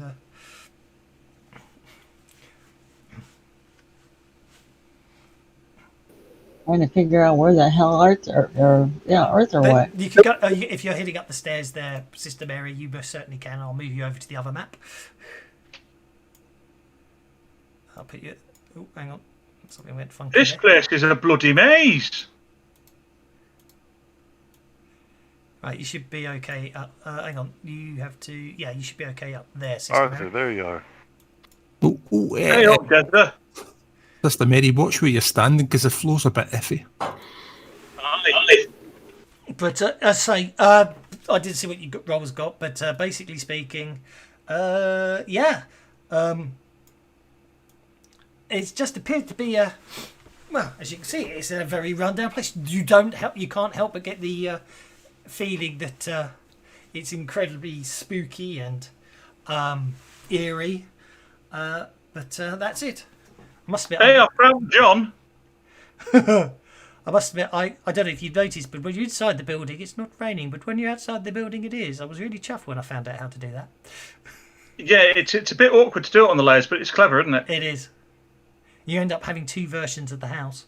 One Yeah. a JPEG and one a PNG.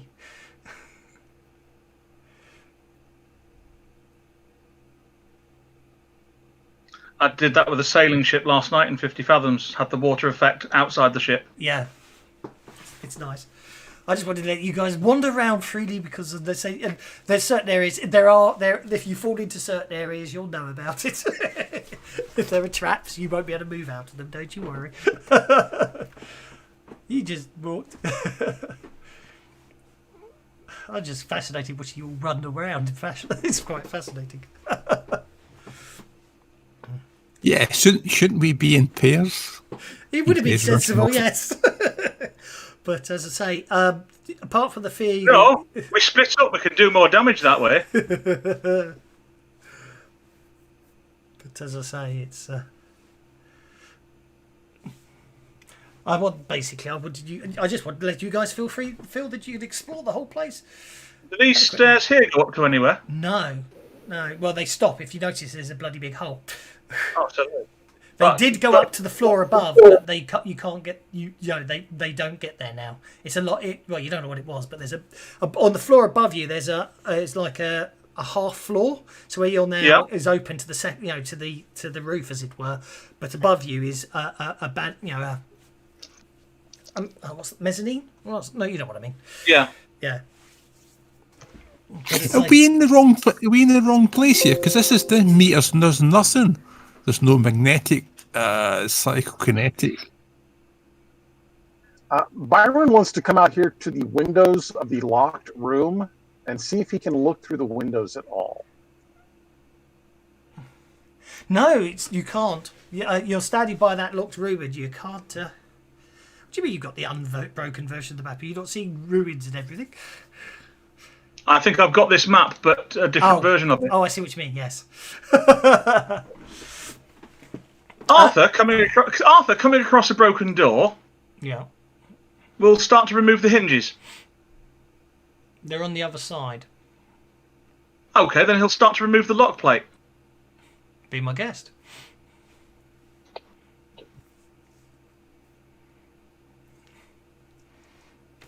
Okay, you remove the lock plate. No, you don't. You fail miserably. It's rusted shut and you're unable to shift it, unfortunately. Oh, that's a bugger. Then I'll try to break the door down because I want to know what's behind. Actually, I've got Mr. Fix It. I had a +2 to that roll. Okay, you remove the lock plate. Now I'll open the door. The door doesn't budge, as I said to Byron, it's as if something's blocking it from the other side. Maybe the whole room's collapsed in. You don't know. I will try to force it. It doesn't shift. Byron is going to lay down on the floor and kind of stick his head into the basement and look around to see if he sees anything interesting down there. That's a very good question. What would you see that's interesting down there? From that position there?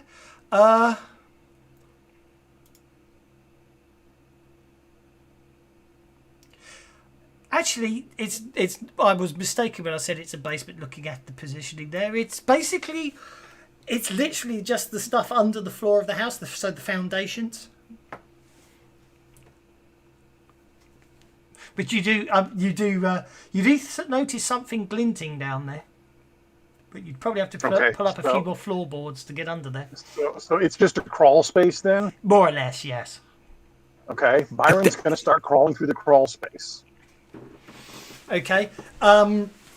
We don't really have crawl spaces in American terms. It's probably about less than a foot high, so you can only sort of reach in and actually climb in it. It's not like proper American crawl spaces, if that makes sense. It's just enough room for air to flow underneath the building in the UK if you've got air bricks and stuff. In my opinion, that's a proper crawl space there in the UK. So, okay. Where is the glint? I will go over and appropriate way that is and start digging up. Okay, Finding well, out it is literally just about there, I'd say, just underneath that floorboard, as it were. Am I going to have to jump this Try gap? some stuff. You could try.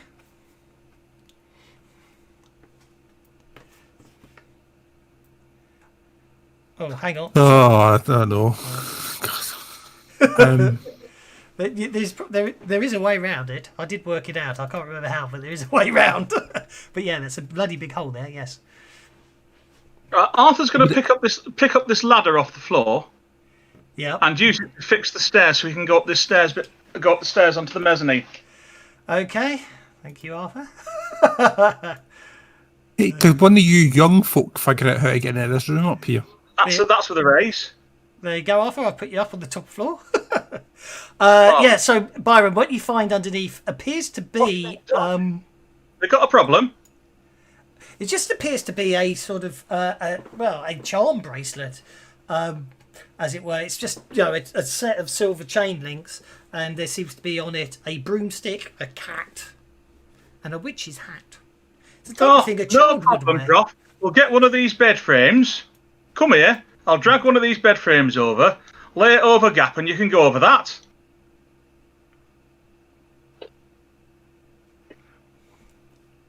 I See, don't that's know. It's a plenty bit- strong enough.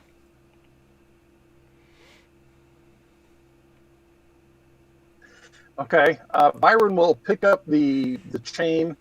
He'll put it into like a little Ziploc or something before he drops it into his pocket. Okay. Interestingly enough, maybe if I open that, and I don't know what's going on there, but it seems to. I'll need to check that because it's looking a bit. Oh, I see. It's because it's the way I've done it. I haven't closed it off.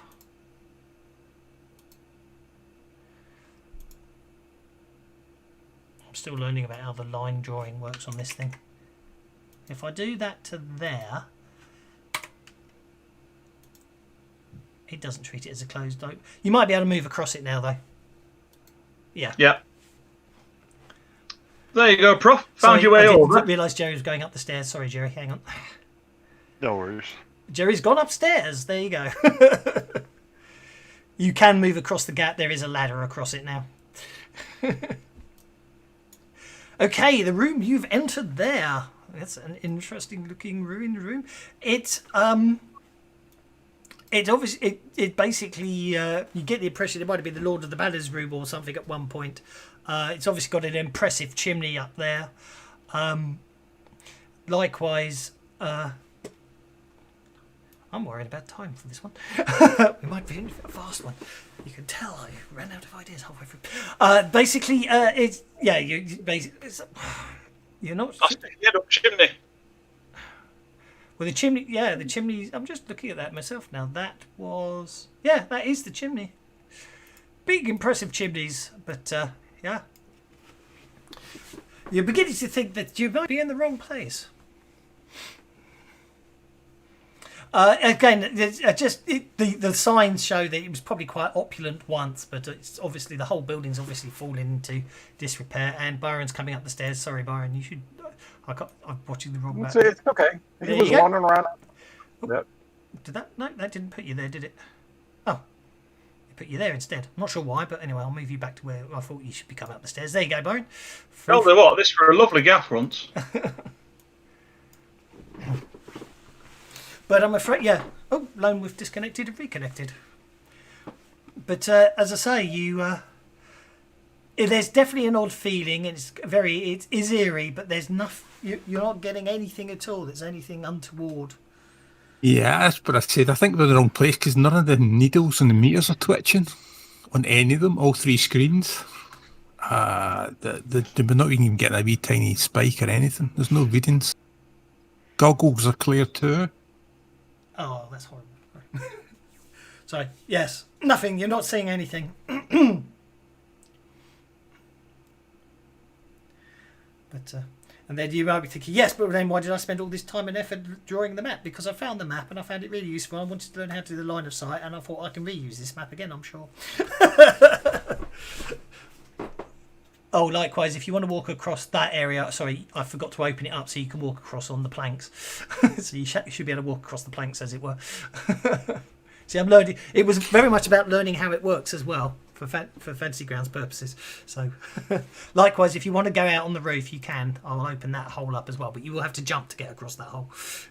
So you just use the windows so it's either blocked or allows access to. That's pretty smart. I like that. Yeah. So the idea is, you by using windows, you can open or close them, and you can so it doesn't block line of sight, but of course, you can see across it, but you can't physically move across it if I don't want you to, as it were. Can you put a window over a pit? I don't know is the honest answer. I haven't tried. Yep. Having multiple try. layers of stuff sometimes interact a bit weirdly. Yeah. I did find that. I did notice if you got, because they say, you can have multiple layers on the same map and all that, and it's like, what I found is the line of sight on a different map will interact with lines of sight on the maps above, and it gets really interesting. You do have to turn the wall. You do have to turn the line of sight layers on and off for different levels. Yes. So maybe, because I got a map that has a chasm and a bridge over it, and I'm thinking if I just have the pit on one layer and then just make a layer just for the bridge, it should work well because they're technically on the same map, the same layer of the map, and that should allow that passage over. Having but have played around with it, underneath. the way I would do it is I would actually have 2 pits either side of Just the do bridge. the 2-bit. That's the way they show it in the demos and stuff. I'll try it both ways. See if there's anything strange about it. That again, Byron. That's again the reason you're stopping there is again there is a hole there. So I deliberately stopped you so you get the idea that the idea of the stopped ones is you have to jump to get across them. So obviously, the first person that tries it, but I will unlock it. You can move. It's only a narrow one. It's a 1-inch jump. You can do it. I forgot to I forgot to open the windows on this map. That definitely should have been a window. That's definitely a window I should have set up there for this floor. So I better put that in. Oh no, I did. But because it's not closed, it let you down the hole when I really ought to have done. I know what I should have done there. I should have. See, I'm loading these. This is the other thing. Yeah, I'm having a little experiment. So you can jump, say that stairwell. I can cross that. Yeah, you or should be able not. to, you should be able now. Yeah, but I'll be brutally honest. I found this really cool map. 2, I'm watching you guys move around it because obviously, if there is something to find, you will find it. But also, to be honest, I'm just getting you testing my line of sights here. Yes, so yeah, I was saying so I could cross that, but when it's clicked close, you can't, which is super cool. Yeah. So now I closed off the gap. I've just closed off the gap that should be there. If you say likewise, sorry, you can get out on the roof if you want to. There, I didn't realise I hadn't opened it up, so you should be able to get out on the roof now, Jerry, if you really want to. But obviously, you'd have to jump in. Yeah, but since he's a slightly older man, he's looking at the wet surface and exactly not sure if he wants to proceed. I'm afraid to say I think you've thoroughly explored the place. You can't help but feel this place has got a lot of history and it's very eerie, but nothing spooky or untoward is going off here, I'm afraid. Well, maybe it is the technology company. Again, Byron will look at his proton pack and his ghost trap and say, "Yeah, maybe there is tech involved with these demons."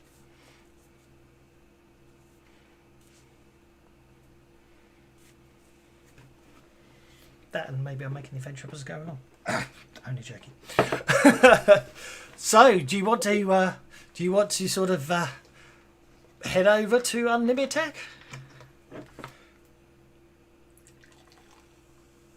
Yep, that's our next stop. Yep, I remember exactly where we're going. I can still see the map. Indeed, the map that I haven't made of that thingy, so that's okay. I shall remove you from that one. I shall remove you from that one. I shall take you to Unlimited Tech.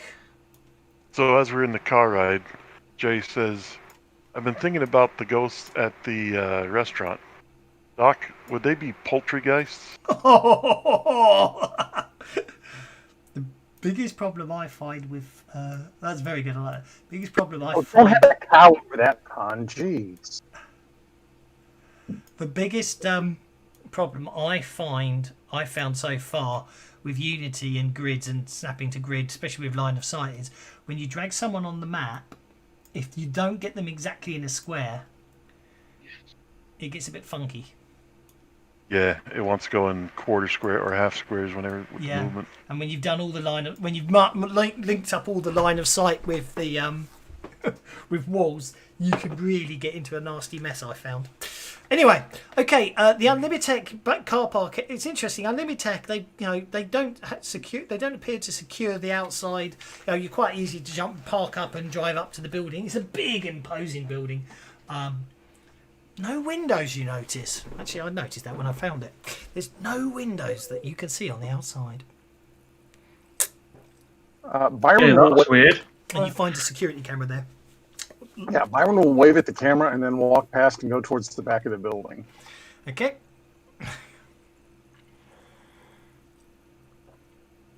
Jerry's going to go towards the front. Okie doke. Yeah, let's head to the front. So as you get towards the back of the building there, you can see he's got a well and some seem to be stones scattered about the place. And there seems to be a ring fenced off area that you can't see anything inside. Wait for me. Okay.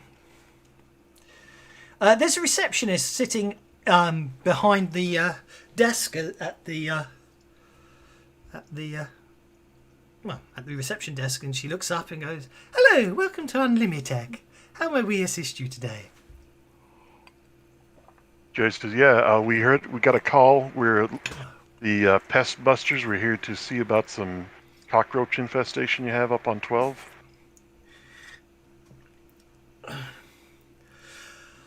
I'm afraid I'm not aware of any infestations, and we certainly weren't informed. How the hell did you get in there? I opened the door. I forgot to lock the doors, didn't I? I intended that to be a persuasion anyways. I'm going to roll a Benny. Right, let me try I'm going that to throw a again. Benny on a persuasion roll. And guess we're not getting this one, guys. I forgot to lock the doors. There we go. Well, that was a good attempt, but the professor's standing next to you looking like he's looking for a radiation leak. And it's kind of spoiled it. So I didn't actually bother doing all the walls inside the building because the doors were meant to be locked. Sorry. That's okay. No, I'm glad you found it. I'm just going to be cruel though and reset your fog of war so you forget what's inside the building.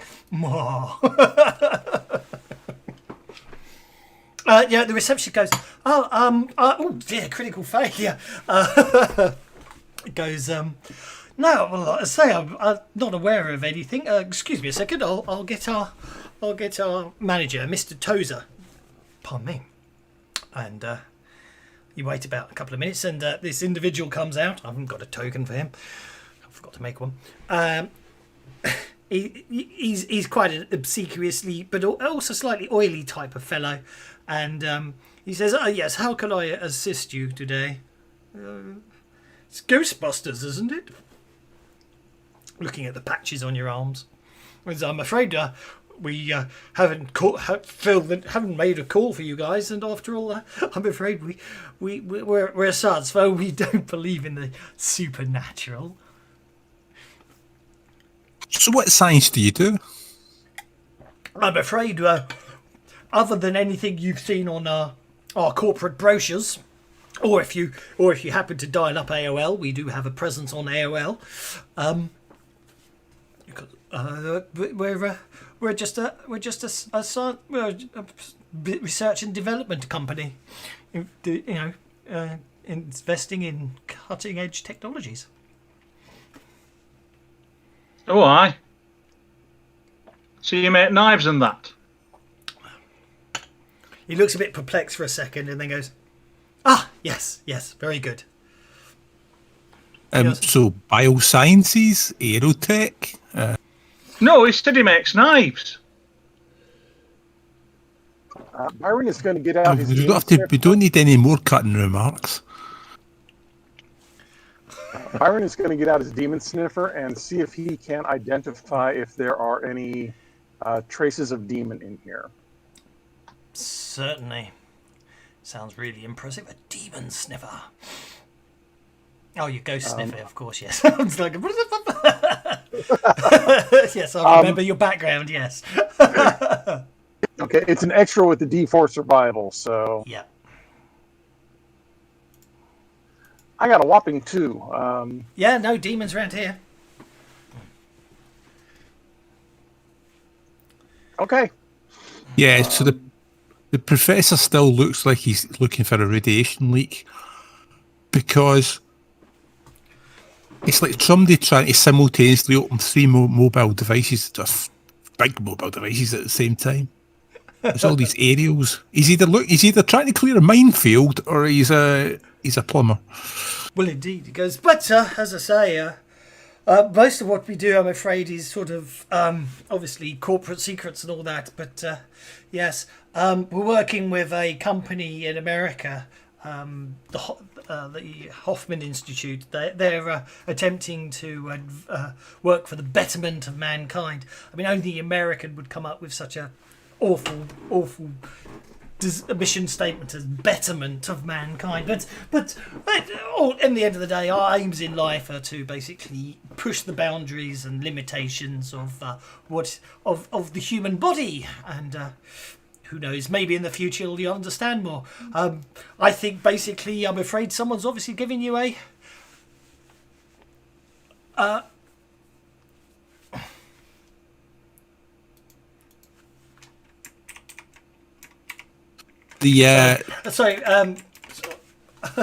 basically it's obviously some kids playing a joke, but I do think it's quite fascinating that we feel quite honoured that individuals as yourselves felt the need to explore here. But yes, but as I say, he looks at the clock on the wall, which shows it's sort of getting close to about 6 o'clock. As most of the staff will have already left for the day and obviously headed back to their sleeping quarters. But I'm sure there won't be and we won't take up any more of your of your time here. Yeah, Dr. Rothman will try to try to figure out everything he knows about the company using research without actually looking at anything. And he'll just do it straight off the top of his memory.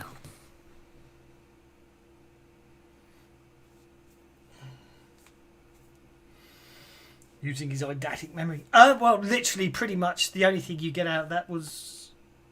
Sorry, Arthur, what was that smarts roll for? You might have said I missed it. No, it's to see if I was going to say something really, really stupid. Oh, right, fair enough. No, unfortunately, you don't get any more out of him than that. As I say, it's just... Again, whether there's anything suspicious going on, you don't know, but you definitely get a slight feeling that there may be more going on. But the security here seems quite impressive, and you think maybe it's just, it's all a weird coincidence with this pentagram, and obviously maybe everything's getting to you, and you've obviously just seen too many of those conspiracy theory programs lately. They seem to be cropping up all over the place lately. At which point you do, Dr. Brigman, your walkie-talkie does sort of crackle. It's a very poor reception signal in here. He goes, "Oh yes, sorry, we have some protective shielding in place against electromagnetic radiations. You might find you get a better signal outside, sir." It's just crackling, whizzing, and popping. What, my gear is crackling, whizzing, and popping? No, your walkie-talkie. Your radio receiver. Basically, Jasmine's probably trying to contact you back from base. So Right, Jerry hears it, he'll step outside and start smacking the side of the walkie-talkie so he can get a signal. And goes, I don't know where you've all been. I haven't been able to contact you. But I got through to Byron, but he said, but again, he suddenly cut off his signal, cut off wherever he is at the moment. Yeah, we just got a call in. A young girl, Tammy Watkins. She's gone missing, and her parents and her were hiking through the area near you, and they were basically they stopped for a picnic a few hours before you headed out, and they've had the police combing the area and everything. They can't find anything, but the only thing in the area is that Unlimited building and that Essingham Manor. They're the only two places they think a person could go for shelter. So Jerry hollers over to the rest of Team Teen. Sounds like we've got a rest job. There's a little girl missing. And he'll get on the radio and start calling for the other team members to relay the information to them.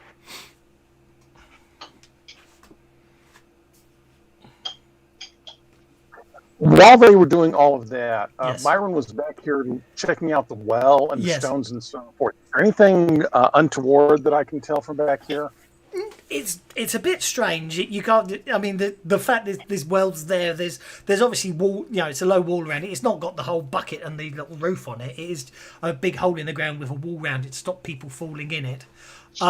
The stones around it don't seem to. Well, it's from. What have you got skill wise? Not much. Not Does it look like the stones were thrown out of the well, like some sort of blast? Make a folklore check. Folklore, which I do have. Okay. The thing about the stones, when you look at them, they're all pretty. I mean, they obviously show up on the map. They look quite large, but there's more multiple ones rather than big ones like it shows on the map. That and they're repurposing the map. They're all very similar in shape and colour. They don't look like they match stones. The rock around here, as you understand it. You're not a big geologist like Brinkman understands it and all that. But what you do notice is every single one of them. Now you actually stop and look at them.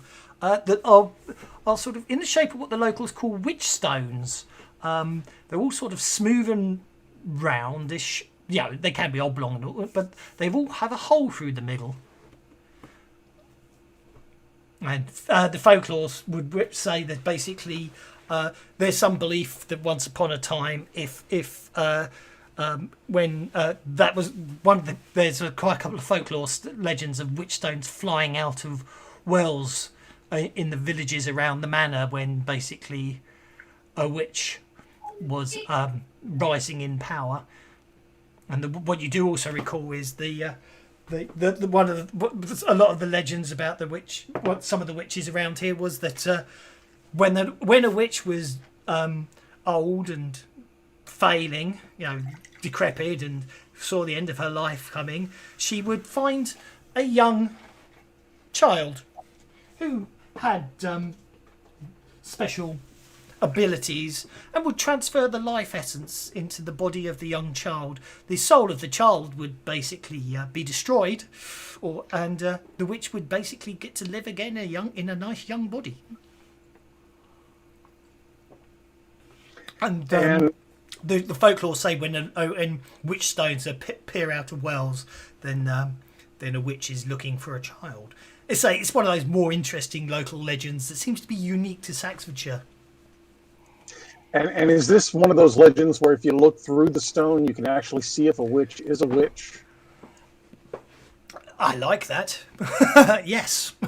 Which witch is which, though? Which is which, though, yes. Which? So have you Okay. found something now? I will grab up a small handful of these stones, and that's probably about the time I get the radio call saying the girl is missing. Yes. So I will dart to the front of the building so we can all pile in Ecto 1. Can we not go back and look at the stones? You all pile into Ecto 1. Where are you I headed? wanted to see the stone. Arthur slides across the bonnet in the manner of the professionals. As you do that, and jump in. As you start driving off, can I have notice checks, please? Officer's obviously driving properly. And due care and diligence on the road. Well done, Arthur. Sister Mary and Dr. Rolf, you see sort of whizzing around all over the place in multiple directions, sirens going everywhere. But Jerry, you notice a strange mist seems to have formed up around the area of Essingham Manor. I'll point out the mist to everybody. It seems to be glowing with it's glowing with sort of this bright moonlight effect, even though they're with the grey cloudy sky. You really there shouldn't be any moonlight to illuminate it, as it were. Hey, does anyone see that glow? Is there anyone got a meter to put on that? Yeah, I mean, so what does it look like under different wavelengths of light? Oh, basically it's definitely unnatural. Definitely high ectoplasmic and psychomagnetic interference. Well, the paragoggles are going nuts.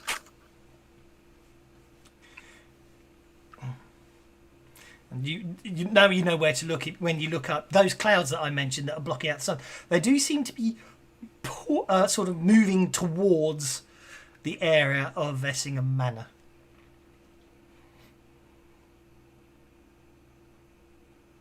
So should we head to the manor then?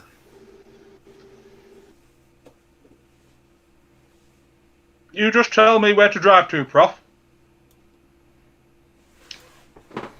Or is anybody going to insist on going for the girl? Is that the girls at the manor? The girl went missing with her family while walking on the hills near the manor. Well, there you go. We'll have to drive to the manor. Although I don't like that place we just left. It's like an episode of bloody X-Files, this, isn't it? So you're heading back to Effingham Manor. Yes. As you get back, Yeah. the mists, you can see through it, but it's very persuasive. It seems to be coming through the car as you're sitting inside Ecto 1. It's actually sort of floating through the car and out the other side. Both disconcerting. Put window up. Also, the as you get closer, the gates seem to be in a better state of repair, and that big hole in the ground seems to have vanished. So you're able to bring Ecto 1 right up to the entrance. Except it doesn't work if I do it that way. I have to put it on the map, which is annoying because I don't really want it on the combat tracker. Not to worry. I'll put it on the combat tracker so I can put it on the map. Can't you just put a random token on the map? Yeah, actually, if I'd thought about the token, yes, but I'm having that fun and games where I can only shrink tokens, not enlarge them. Ah. You should be able to stamp it on as just a map asset. I know, and if I'd thought about it, I would have done. But that's fine. Ecto 1 is on the map and it's on hold. And as I say, you all bungle out of Ecto 1, and as you get up to the mansion, and basically, it looks quite different. It seems. Hey, I've never seen someone do a place up that quick before. It's a bit shiny, isn't it? But I don't understand. There was nothing. There wasn't even a little bit of a wobble.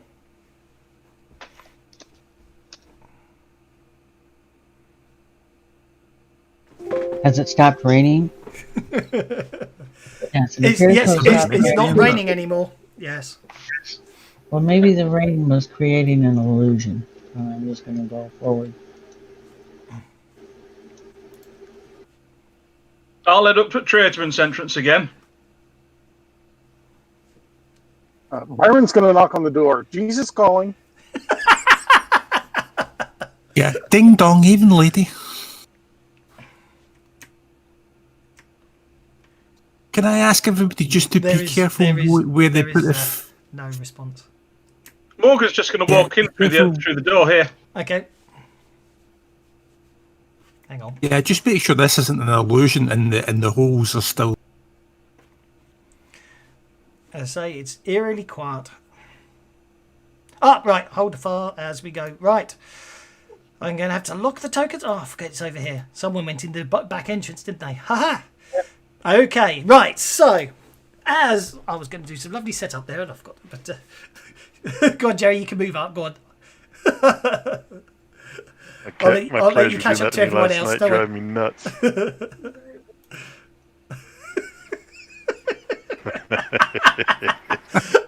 So anyway, where were we? Okay. As you enter into the main building, so obviously Byron and Dr. Finkman and Sister Mary, you're in the main hall. As you walk in, all the candles around the building in that room ignite. And it illuminates the place. Also, the mist is floating through the building.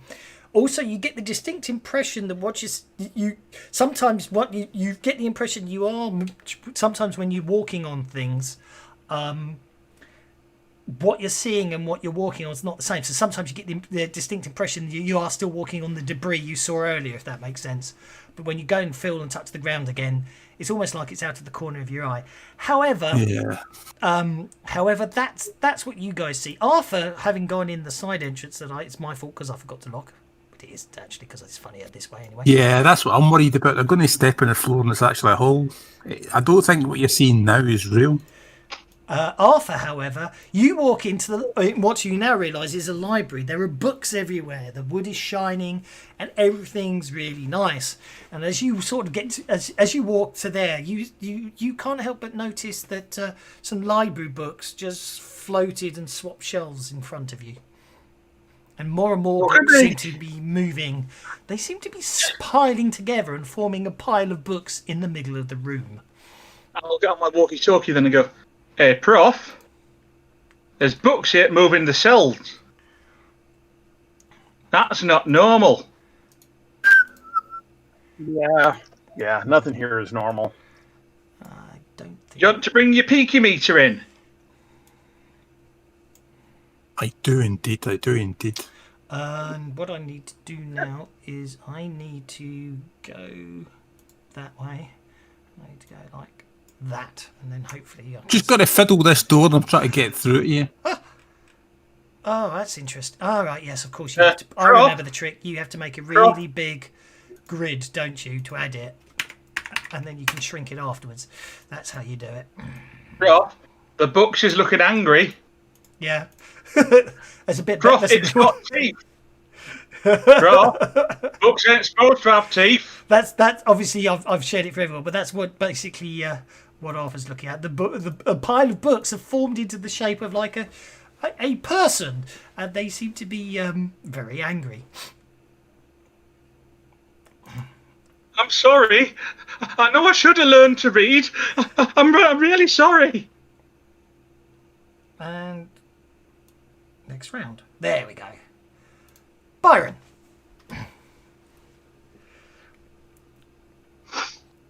Byron wants to go up and open this door. Yep. And then go through the door. And I think the room I was looking for was here to the right. So I will then turn right and go that way. Go for it. I need you to approve that much so I can see where I can go. Oh, good point. Sorry. I forget how line of sight works. I must click on you so I can see what you can see. Yes.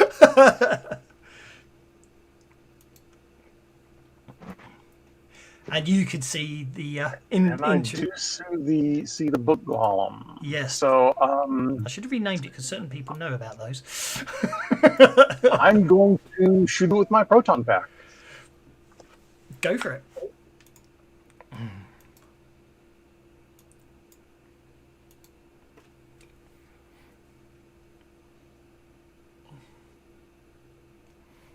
I will Benny that. You hit.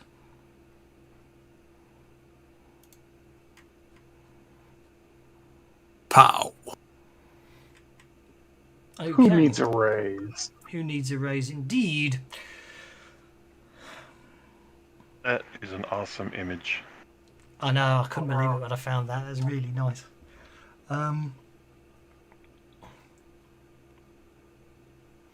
Right, this is where it gets interesting. So,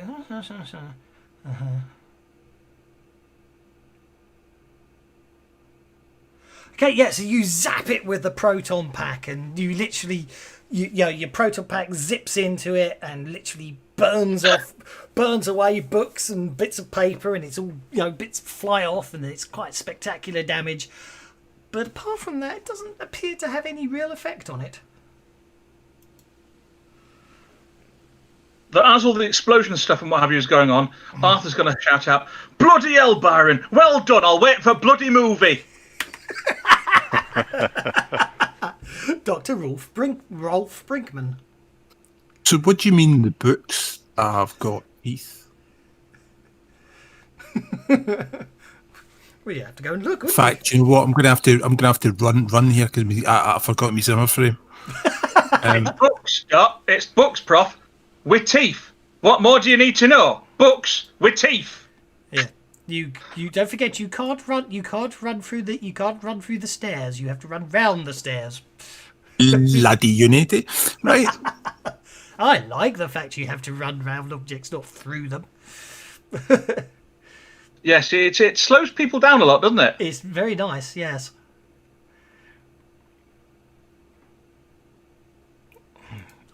Okay, I'll accept your.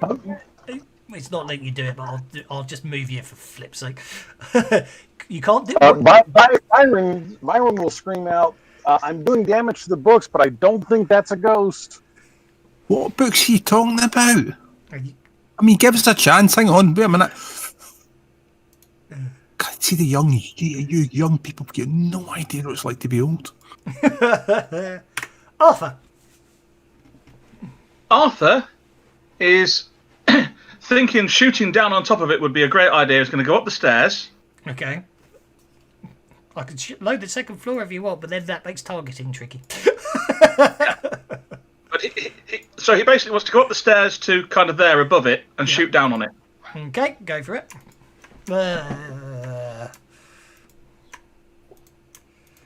Go for it. I'm still getting used to the targeting in FGU. Cool, look at all those windows causing interesting lighting effects. Yeah, it's cool, isn't it? Right, you hit with a raise. Someone's got their dice rolling on. Okay, unharmed.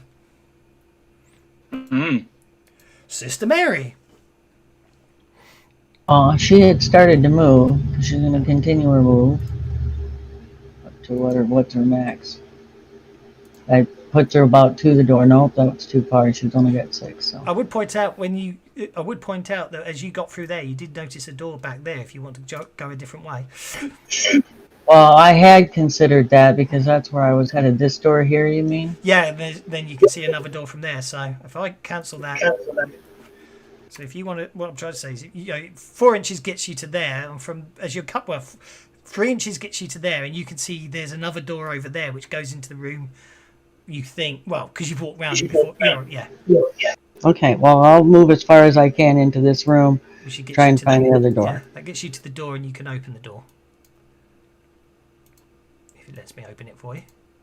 You can open the door. It won't let me open Because I gotta walk around furniture and stuff too. There you are, the door's open. There you go, I got it. Thank you. Yeah. No, you'll get to the door and you can open it so you can see what's going on.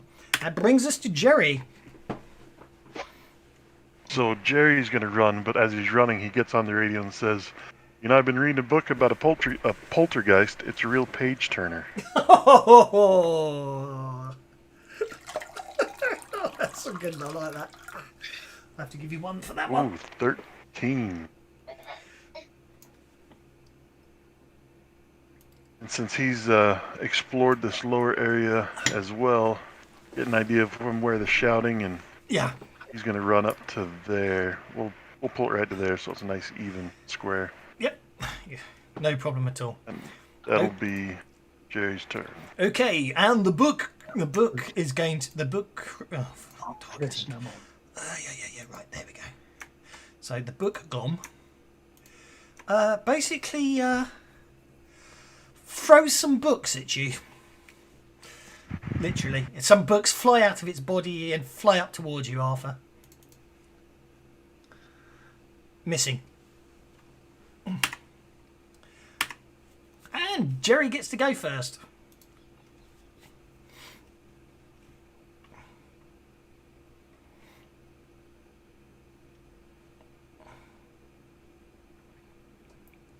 I think I'm going to try and get into the room past Sister Mary.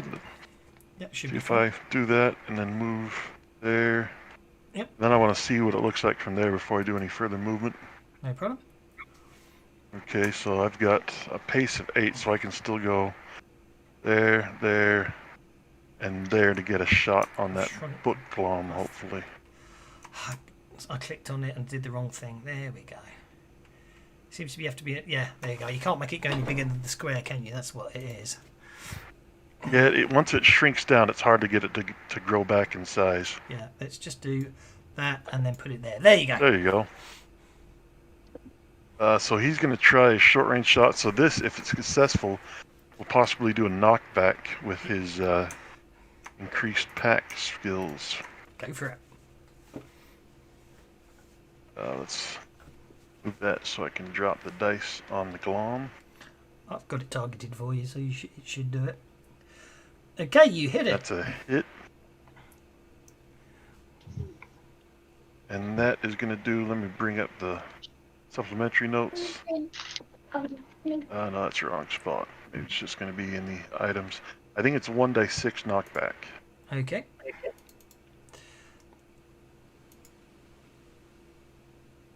Well, Yeah, it increases the range 9, 18, 36 and causes 1d6 knockback versus normal sized targets within short range. Would this be a normal sized target? Or it will be, yeah, it's band size. So you knock it back and it sort of bashes into that bookcase and the books go flying off everywhere and they slowly start pulling themselves back together again. Arthur. All right, you bugger. Let's see how you like this. Make a Wait, notice you check. say, all right, you booker? Me make a notice check. Yes, please. That's fine, thank you. It's just a free action notice check. Don't worry about it. Carry on. I'm going Nothing to to see here. flip the switch here. Yep. Oh, he's going for cone.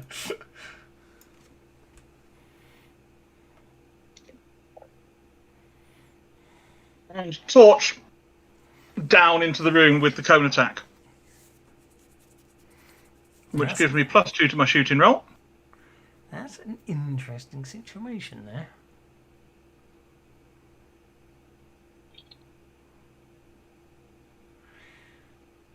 Okay, you hit.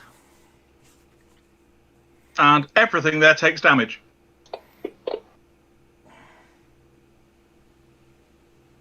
Okay. So basically, yeah. Everything there takes damage. Oh, nuts. I haven't. Jay says to Morgan, what are you trying to do? Reenact Fahrenheit 451? I realised something. I have forgotten one of my go-to tokens I've had since the year dot. What's the mean, 451? 451 what? Jay just kind of shakes his head and looks You back. can't at the find your book little flame, can you? No, I forgot. I just realised I don't think I've put my flame in Unity. No! Dun. You should be able to add it on the fly. as Yeah, a yeah. token. I'm just adding it in now. Then I just have to refresh the token assets and then type Yep. fire. I do like the searchability in the new token assets Yep. under Unity. Oh, where's your token got? Where's your? You want me to put it back? No, I think that will do, won't it? That's fine. I think that will do. Thank you. Righty ho. Arthur Morgan. So next it's the Blook Glom. Right. Well, he's obviously he's a bit upset that someone. Oh God, the flames are targeting you now. The Book Glom was very upset at that, and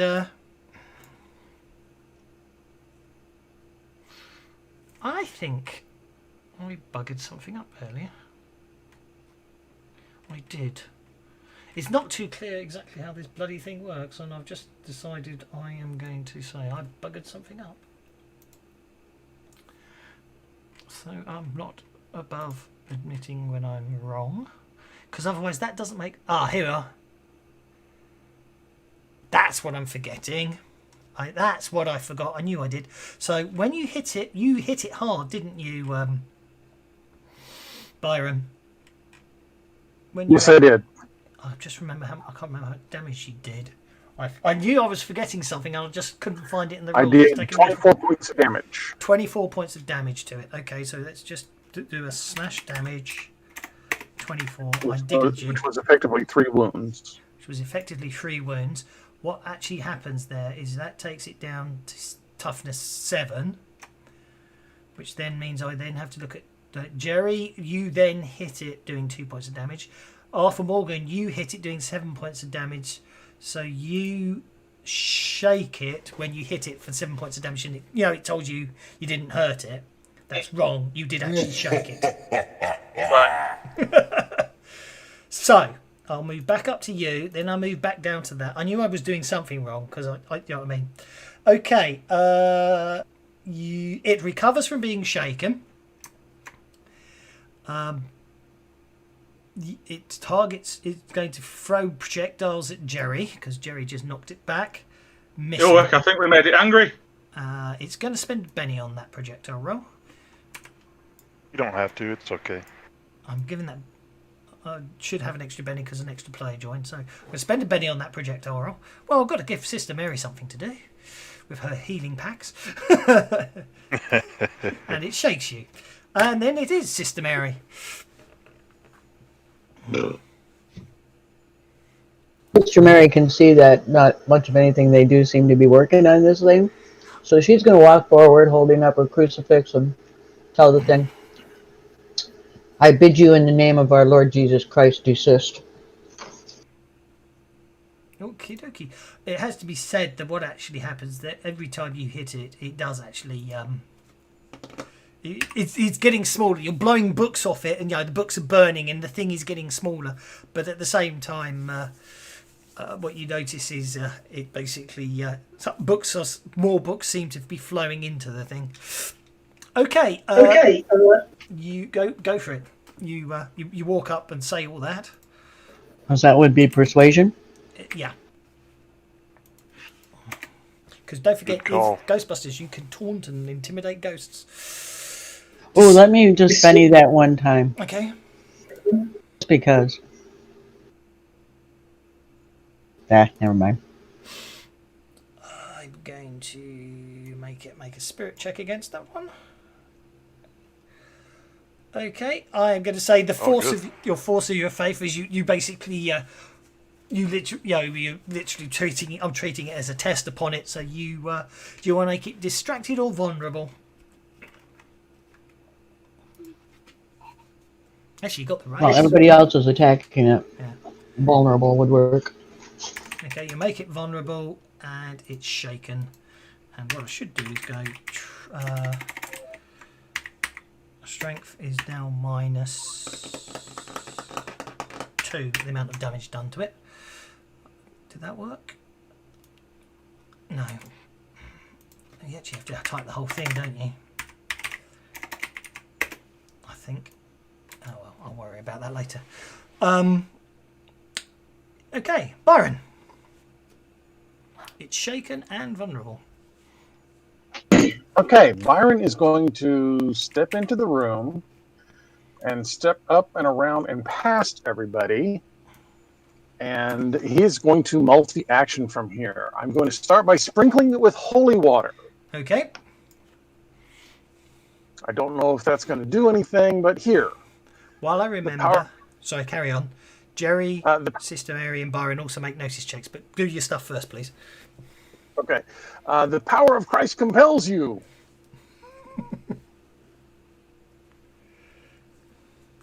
Don't forget, you've got PKE monitors or anything else, you do get bonus to notice checks. Not paragoggles, I mean. That power of Christ compels you... Oops. There. I'm not enough ammunition.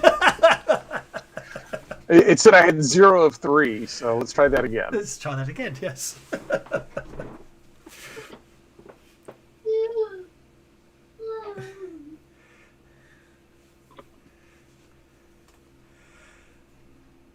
Okay, so you hit it with the holy water. I can't remember what that does right now. We're just going to have to remind Claudia, I just set him on fire. Come on, weapons. Holy water. I seem to recall it's a small burst template that doesn't do anything because... Horror companion.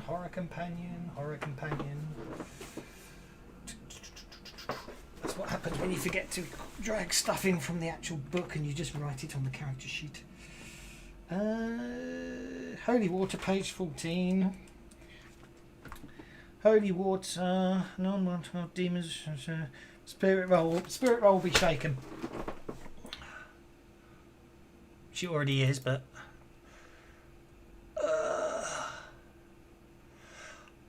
I'm going to say. Well, it's already. I'm going to say it's already vulnerable, so we'll make it distracted. I'm going to treat holy water as a test as well. You know, when you sprinkle it, so that's fine. That was your first action. And then I will proton pack him. Have you made your notice check yet? I have not.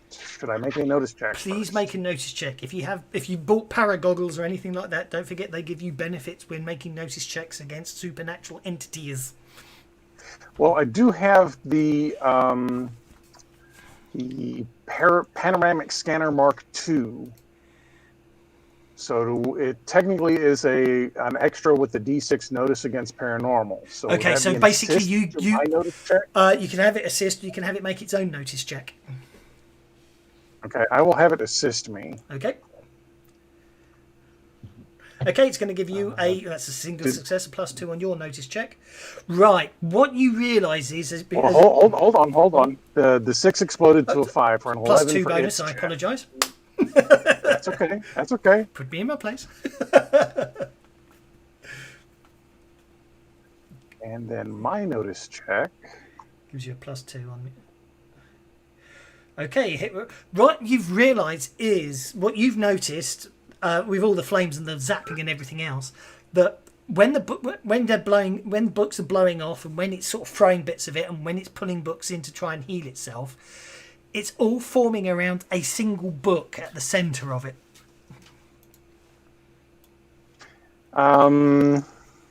Well, I will try and cold shot that book, that specific book. Okay, that is a -6 penalty, I'm afraid.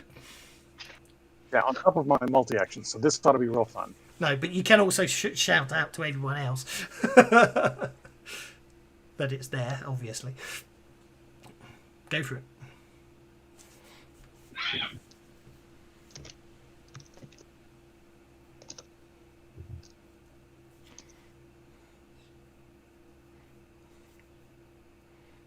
I am going to spend 1 penny on that just because. Just because I can't say I blame you.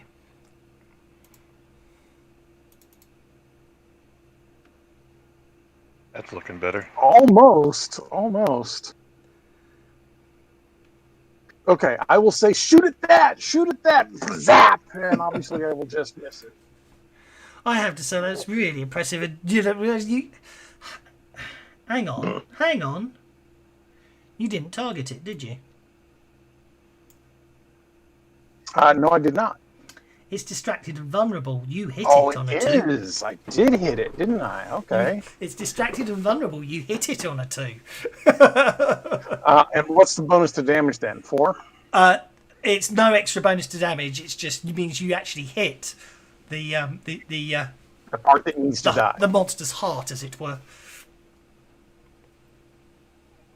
You that's I don't know about you, but it's just paused for me and not doing a lot. Oh, there we go. Do you want to re-roll your damage? Oh, most definitely. Proton pack damage of 5. Toughness 7. I will bin it one more time. Okay. There we go. Vulnerable. Well, no, hold on. It did that as a shot, not a damage. Yeah. Please roll damage. Here we go. That's more like it. Okay. Bang.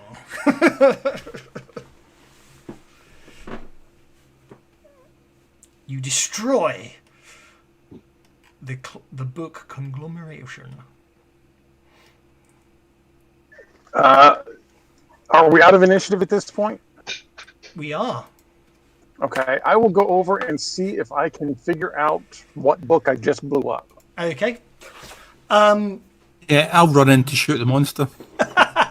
Yep, I shall unlock tokens for movement purposes. Sorry, there we go.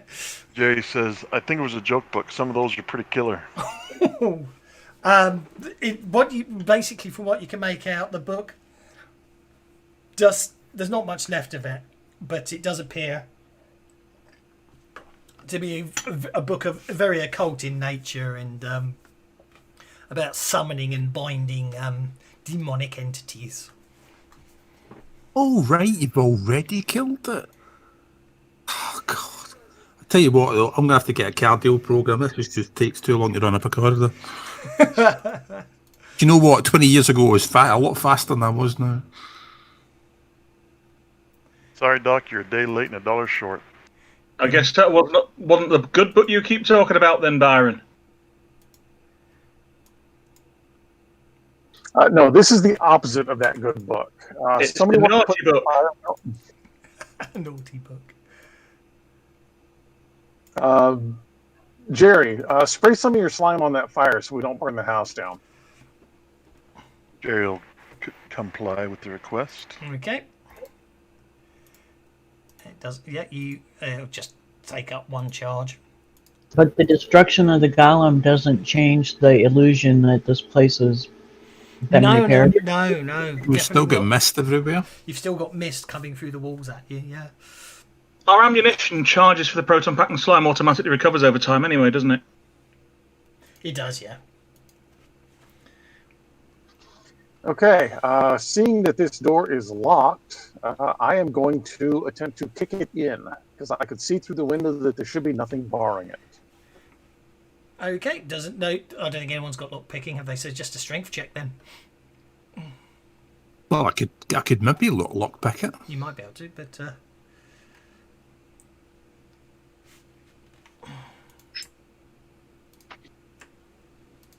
you kick the door open.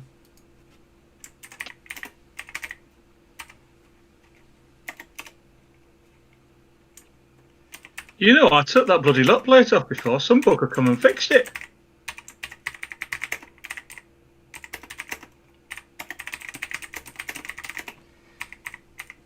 Okay.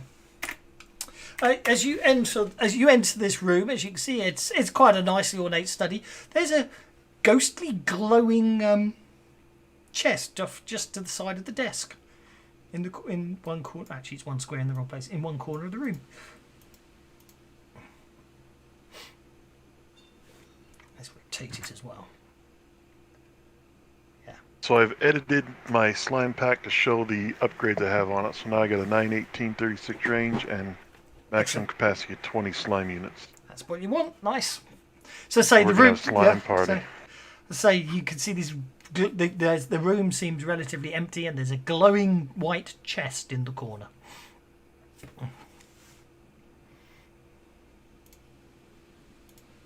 Byron will move over and examine the chest. Okie dokie.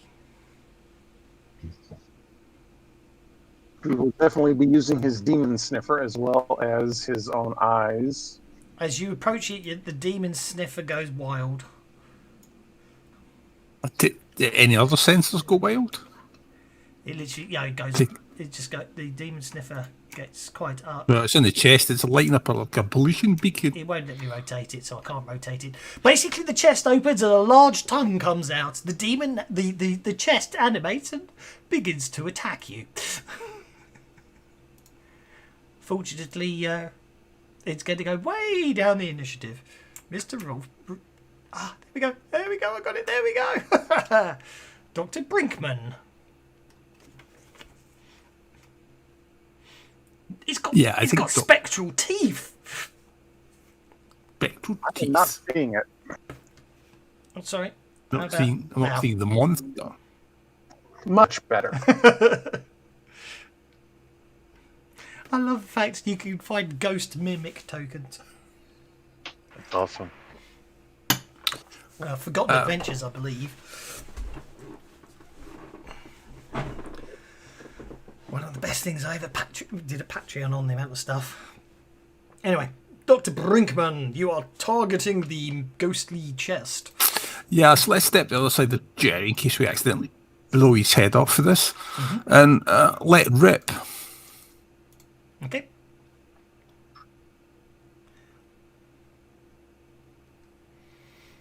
You hit it.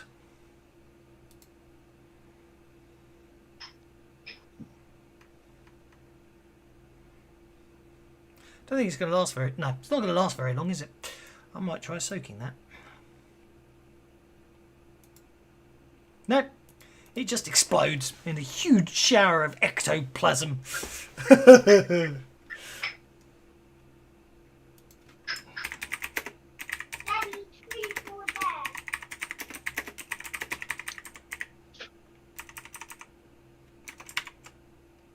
Well, I sent that packing.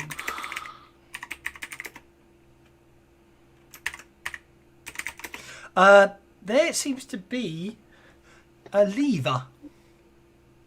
We're definitely going to finish early today, I'm afraid. There seems to be a lever on the wall behind the chest. I will. Well, let's go and pull the lever. I shall unlock the tokens. What the bloody hell was that? Okay, there we go. You pull the lever. A panel slides back, revealing a passageway.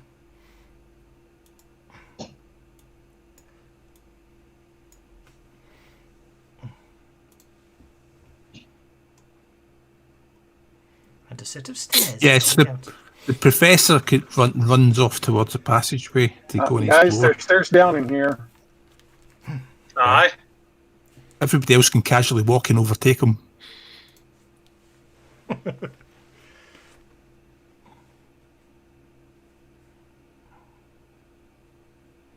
Jerry says this mission's about to take a downward turn. I think you've hit rock bottom. Oh. Just Yep. like my career in stand-up. Yeah. Aye, all your jokes are bargain basement. Oh. Okay, that one. I'm giving one of mine over. Okay, good. Yeah, good. Just, I accepted. Yeah, you're all very amusing. Dr. Brinkman's got no bennies according to his portrait, but he's got a load. That's that era I'm talking about, where I can see that too, where the power, toughness, and bennies have disappeared from Brinkman's token. Yeah, he disconnected, reconnected. I think that's what happened there. And it's Well, actually, because Unity, what happened was Unity locked out. I got a spinning wheel of death, and everything went white. Yeah. So I had to quit the program and then reboot it. But it's Just interesting. ad lib. Yeah, but it's interesting how it lost your stats as you did it. That's what I find fascinating about that. Okay. Oh, Have you gotten any errors when it pops up for his turn in the combat tracker? Because I see that sometimes when it's doing that error. I have. Let's get the console sliding out with some strange Lua error. That was a single error. Okay, so Byron's there.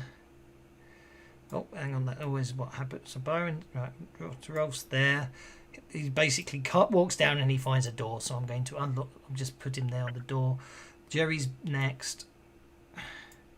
Yeah, Then sheer Sister curiosity. Mary, and You ever get a obviously lure? Arthur's just going to have to basically Wait. Wait.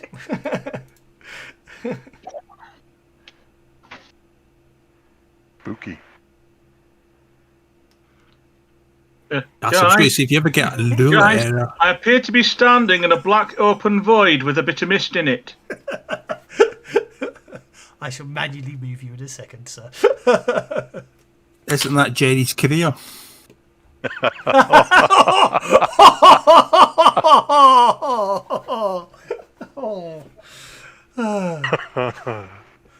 This is one cold bunch. Indeed. I bet you'll be giggling about that for the rest of the day. That was a good one. I like that.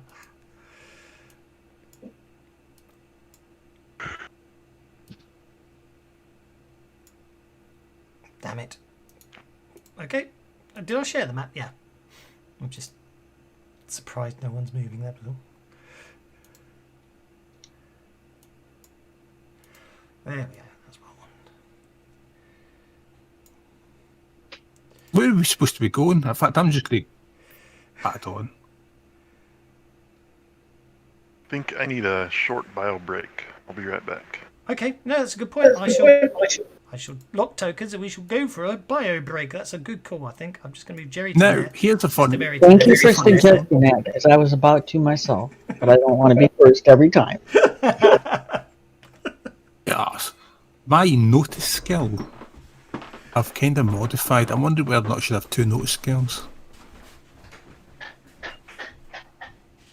I've seen that. Usually it pops up with unskilled, where it'll make a second unskilled skill. Yeah, I see that quite a lot. Technically, my notice skill should be -1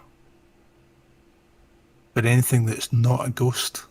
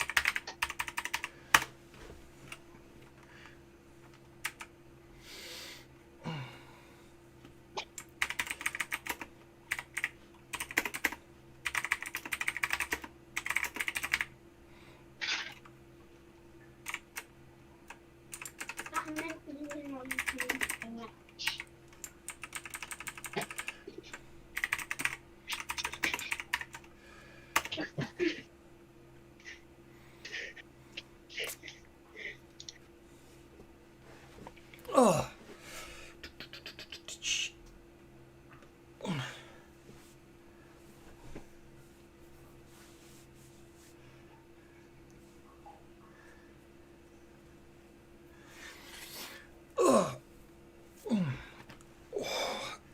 How are we tickling? I can unlock the tokens if people wish to move. Are we having fun yet? Oh, yes.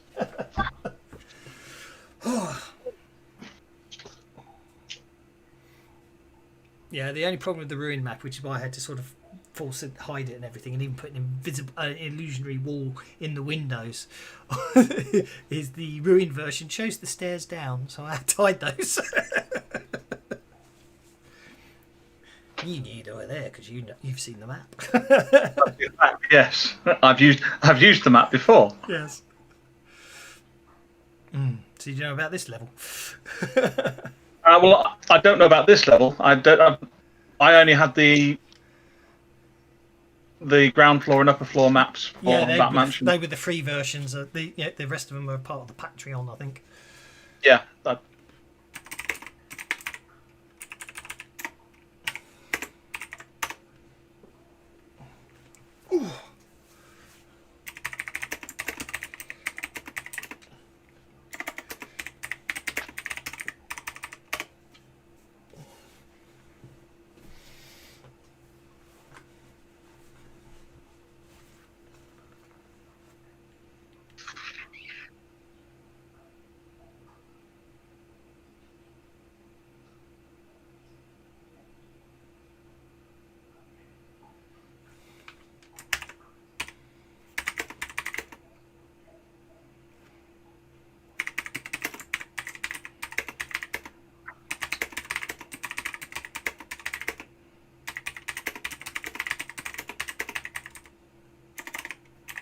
And I used it as an alternate map for an old school D&D adventure.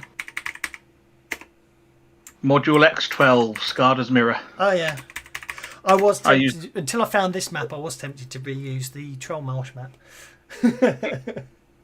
Here's a bizarre off the wall question for you. FGCon, are we doing one? Supposedly when he gets around to sorting one out. Because something happened, didn't it? So he cancelled it, but he did say he will get round to doing one.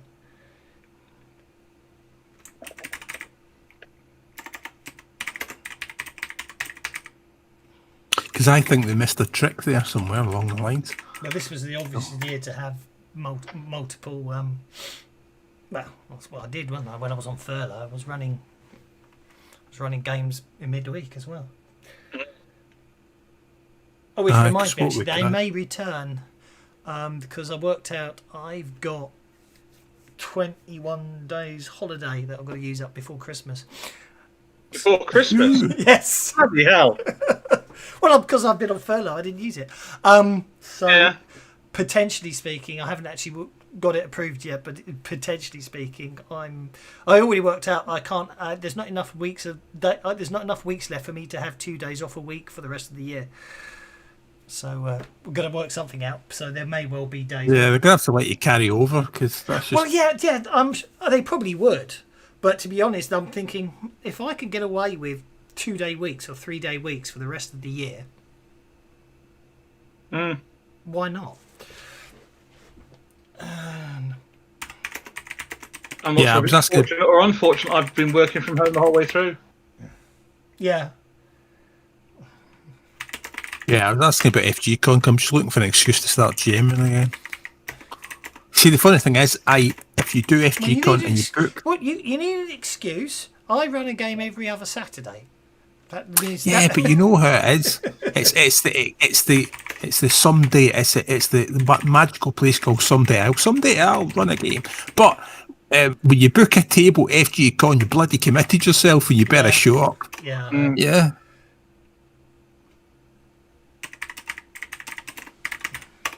Yeah, I've been technically unemployed since COVID really started, but I found I've added a new title to my repertoire. I am a holistic health online influencer. Ooh, I like it. On certain days, after 2 hours, I make a bunch of people go take the bathroom and get a drink.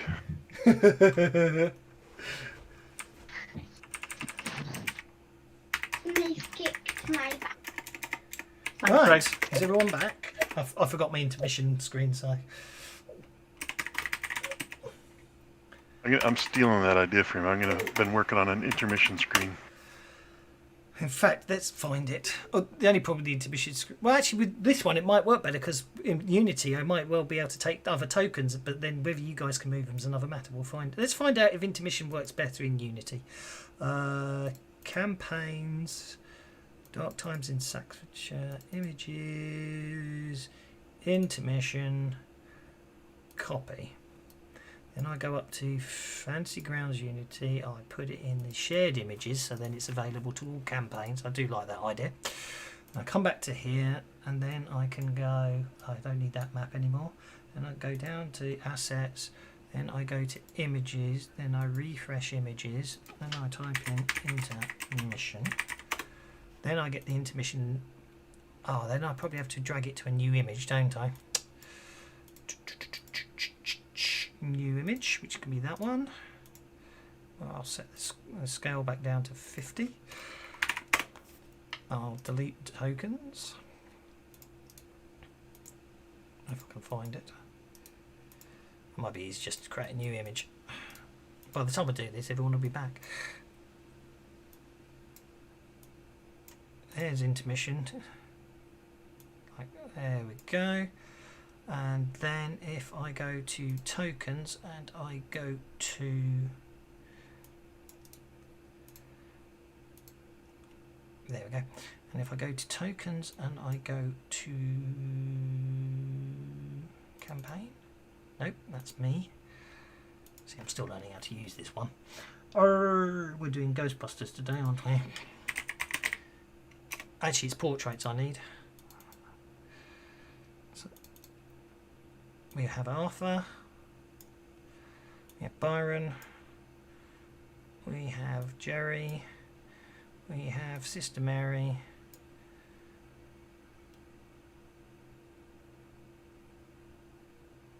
One, two, three.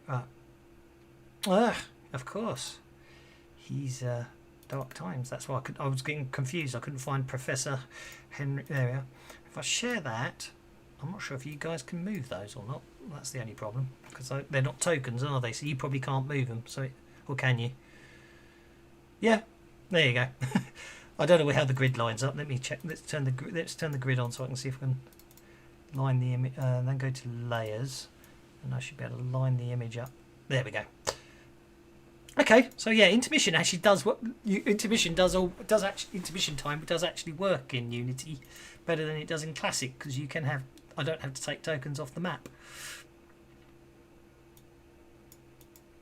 I don't know if I put it into game mode. Yeah, cool.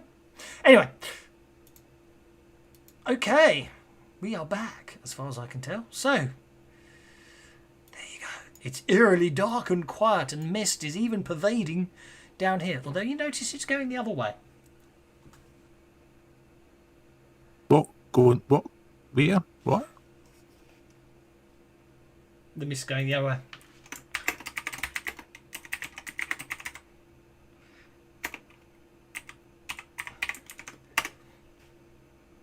It's just a thing. I just noticed the mist going right to left down here. It was going right, left to right, up above. Total mistonic reversal. That's got to be worth it, Betty. It was the wrong person, actually. I just gave it to Byron. I meant to give it was Jerry's. That was. He is better looking. I understand. Mm-hmm. Jerry, you go that way. Righto. Get on the radio. Seems like a maze in here. So yeah, is it a maze? I found a door. So have I. Appears to be locked. Mine isn't. I'm gonna have to.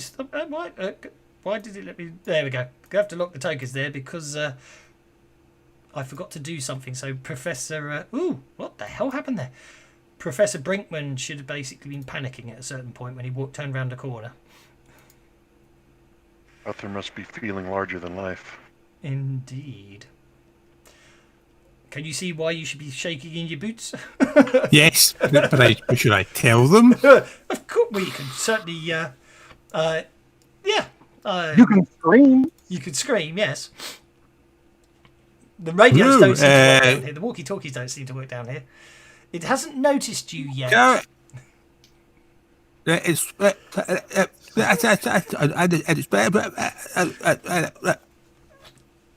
it out, Doc. What is it? Did we hear the professor scream? He hasn't screamed yet. He's just sort of. Do you wish to move, Professor? Can anybody hear me? I got you, Doc. Hello. Working.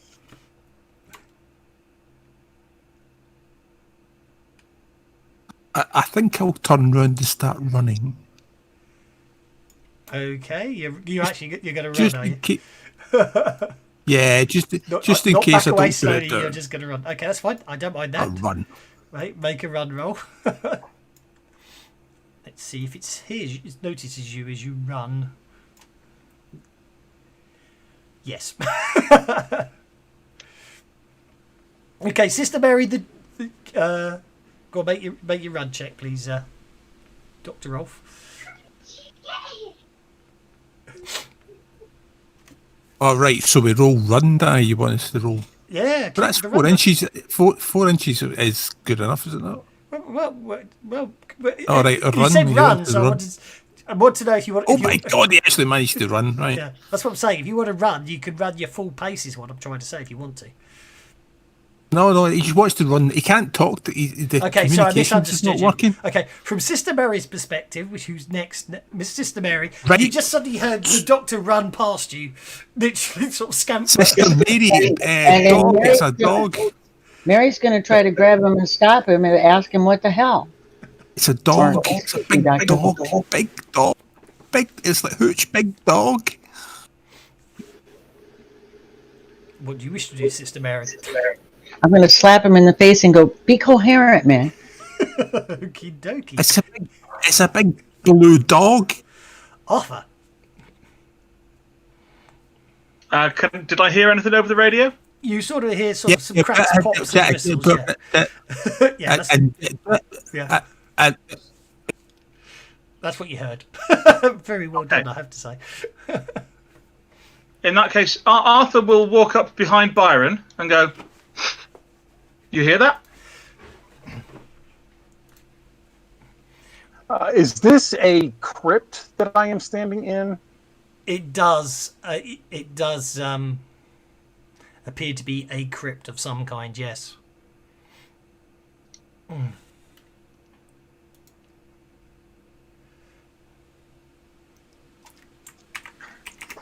Yeah, sounds like Jerry's having another breakdown.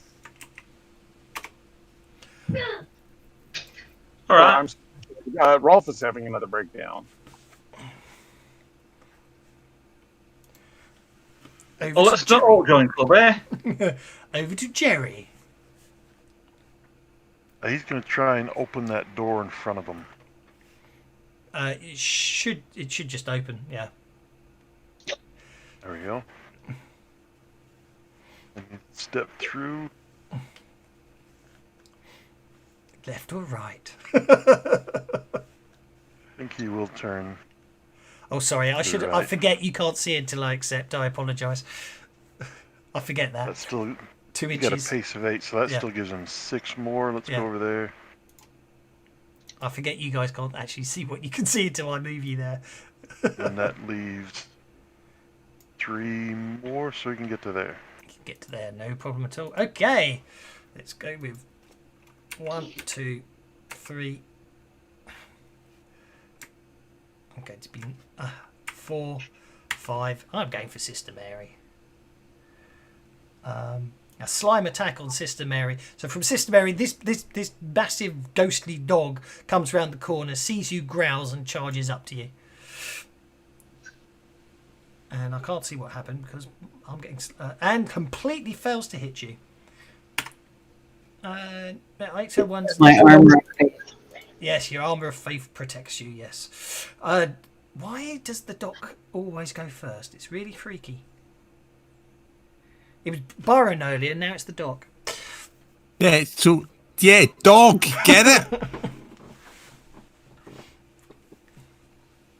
I try to pin it. Go for it. Now, you all will, in this confined area, you will all hear a proton pack firing. Okie doke. You might not be able to necessarily determine exactly where it came from, but you will definitely hear it because it's a very distinctive sound.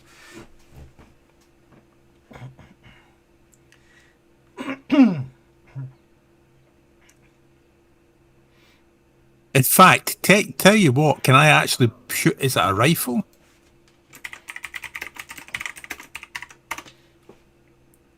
Sorry? Proton wand, I don't think it counts as you count as unarmed defenders anyway, so I wouldn't worry too much about it. Right, okay. Well, in that case, we're just burning Benny's like nuts here. Well, hang on, a 4 will hit, don't forget. It's only because you're right next to him. No, it won't, because we're in parry range. But That's why I asked whether it was a rifle. Yeah, but they're immaterial, aren't they? They're ethereal. And you're not engaged in combat. So a 4 will hit it is what I was trying to say. So you can have one of your bennies back. At the end of the day, you could always have backed off one space and then shot it anyway, because it wasn't engaging you, and then the 4 would have hit. So we'll say Oh, but that's far too sick. Yeah, okay, so back up and shoot it with the 4 then. Okay, so you've hit it. Okay, you have inflicted a wound, which will shake it and cause a -1, which it doesn't actually do, but I'll put it there to remind me you have done it. So you have tethered it in your proton beam. Sorry, my mind went blank about what there was there.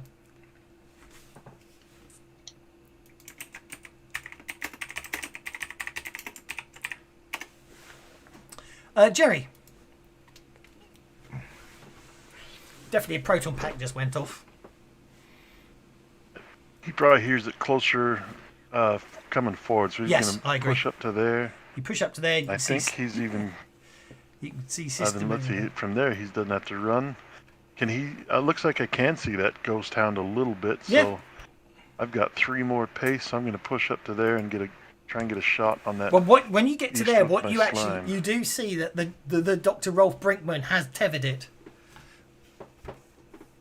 It is I'm going to tethered. throw down a trap then underneath the ghost and go for a. I'll just drop it and go for the activation No problem at all. for my Go for actions. it. Go for it. And that'll be my Okay, turn. so the Spirit Hound gets a spirit check to avoid the trap, which it fails miserably. And there we are.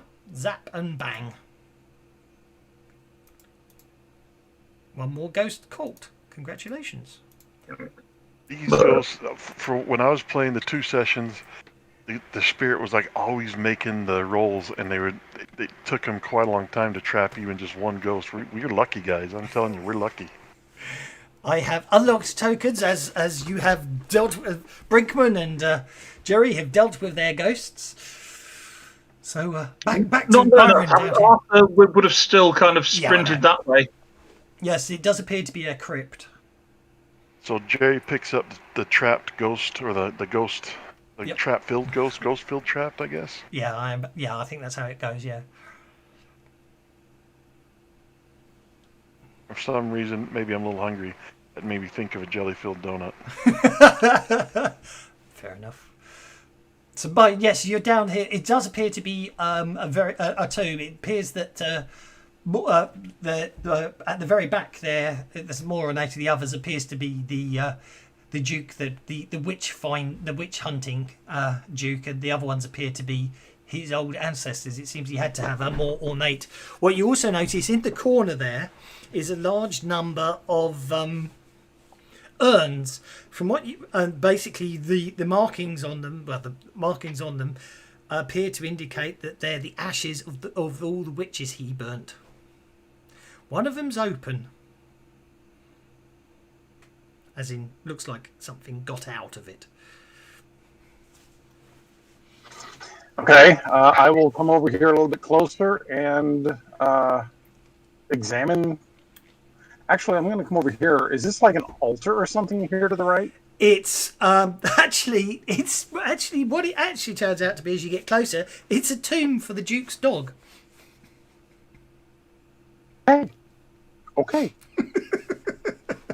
that works. That works. Okay. So Apparently, the dog was very influential in finding witches. Apparently. Apparently. So, looking over these urns and so forth, just one appears to have been opened. Yeah, when I say opened, it looks like it's. When I say opened, it appears to be more exploded open, it as if something escaped. That's what I was going to ask. Yeah. Yeah. It's almost as if something escaped. Yeah, whatever it was, it got out. Okay. I'm going to talk over the radio so that nobody can hear me, and I will keep going. Okay. Arthur, having run off at the sound of the proton pack, has now got himself completely lost. And is also talking into the radio. Hello, is there anybody out there? Let's all join hands and contact living. I can hear you, Arthur. I'm going to definitely knock tokens there, sorry. I don't know if anyone else noticed that, but Sister Mary just walked across nothing without any problems. She's very religious. Yes. I shall unlock tokens again. Remember the flying nun? She ain't got nothing. Sister Mary just crossed. Can you make a notice check when you get as you cross there, please, Sister Mary? Sure, hang on. Did I get a chance to warn her about that? She just walked straight across the pit.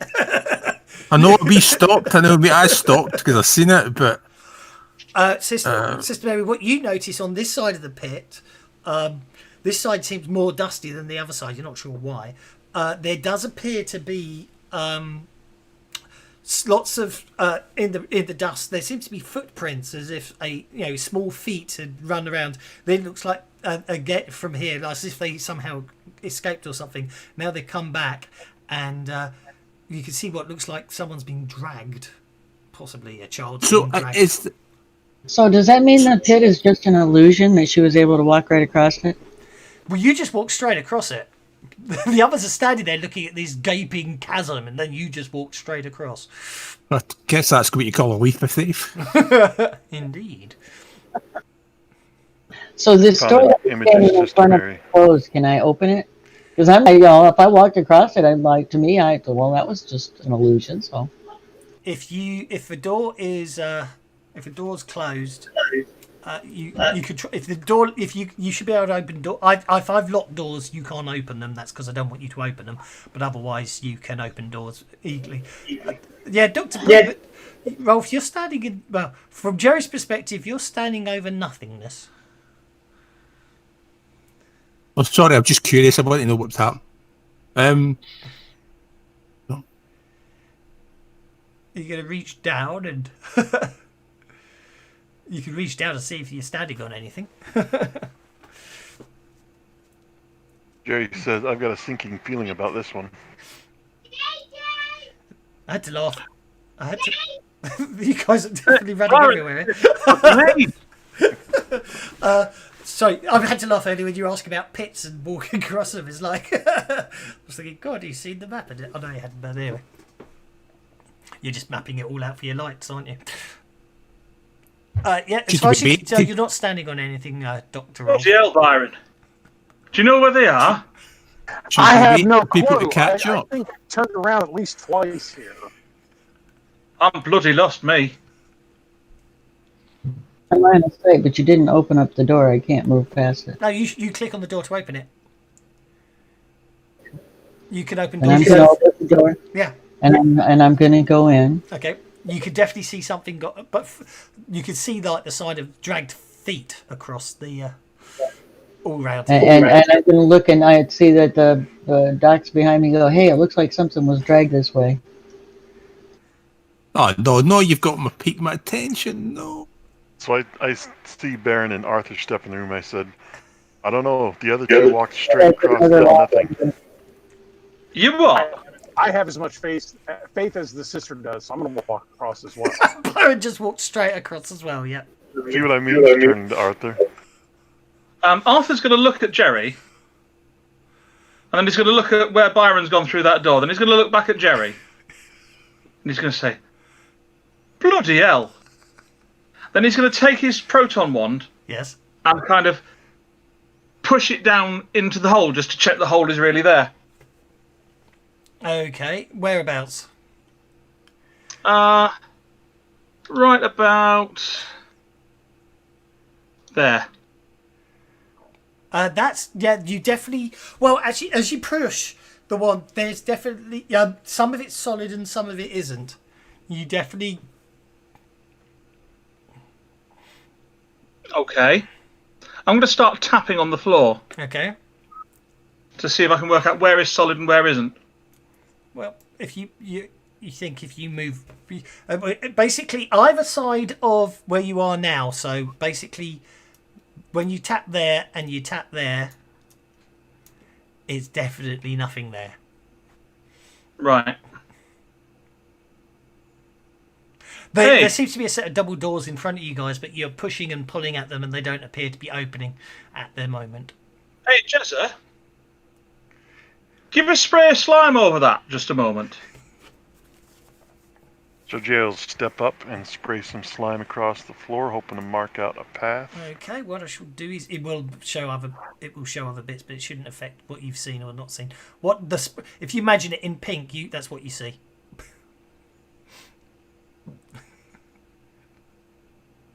Aye. I'm turning it off again because obviously. What? Now we've made it really slippy.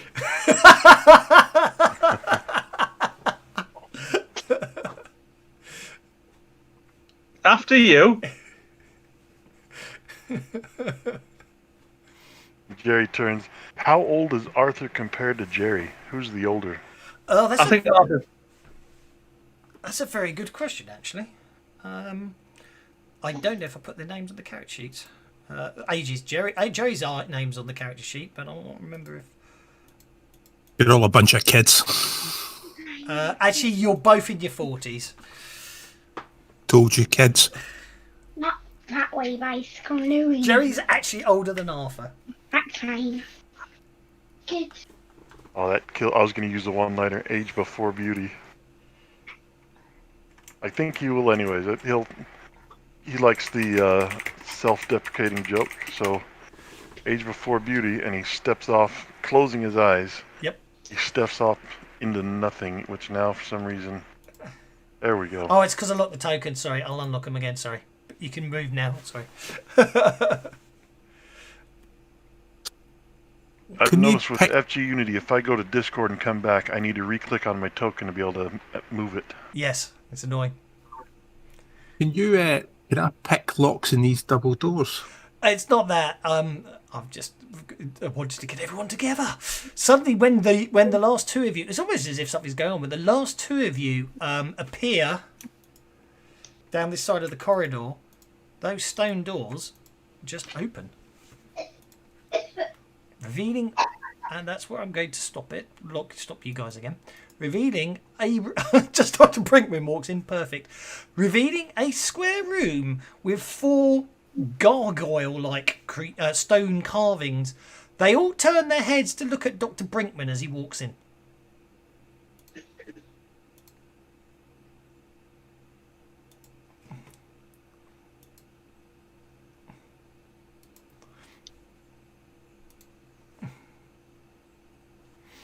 And then they all hiss and sort of lick their lips. What do you do? Oh dear, they get to go first, unless anyone wants to spend bennies to move themselves up the combat tracker. I'm used to going last when you deal cards, Kev. See, and the funny thing is, she kept saying Doctor Go, he keeps going first, and now he's last in the room. I know.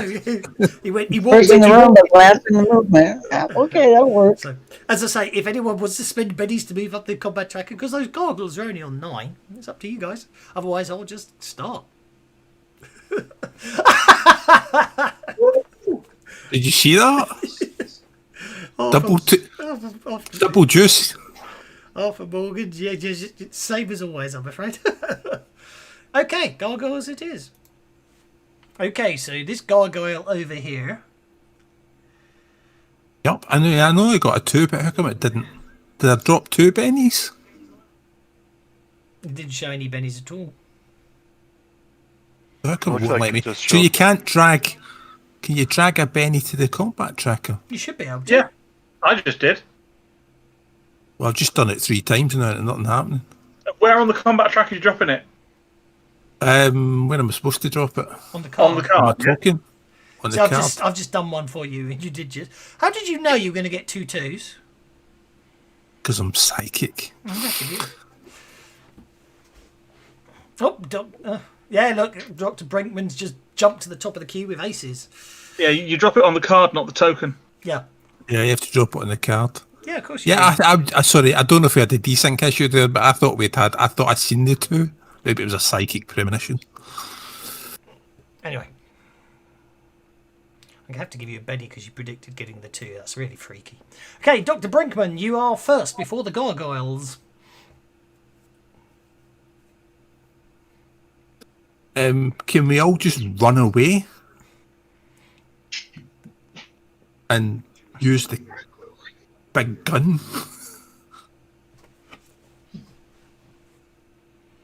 You could run away if you want to.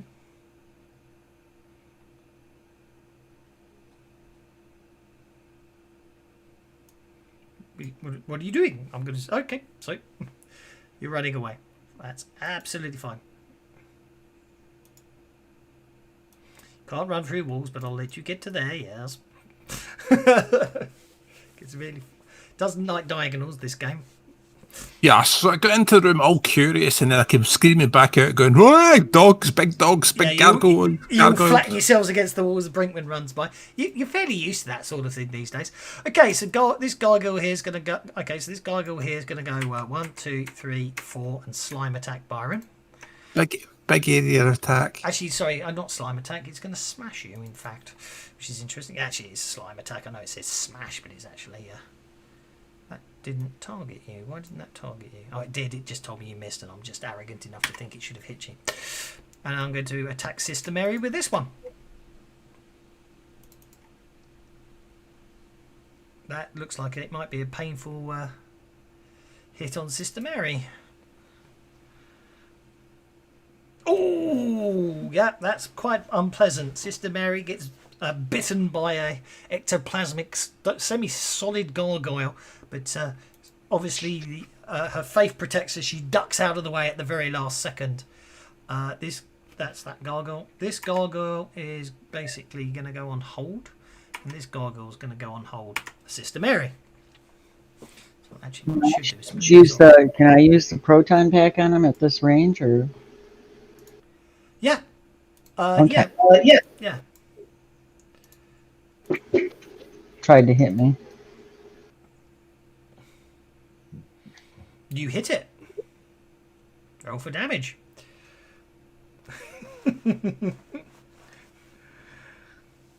You shake the gargoyle, Jerry.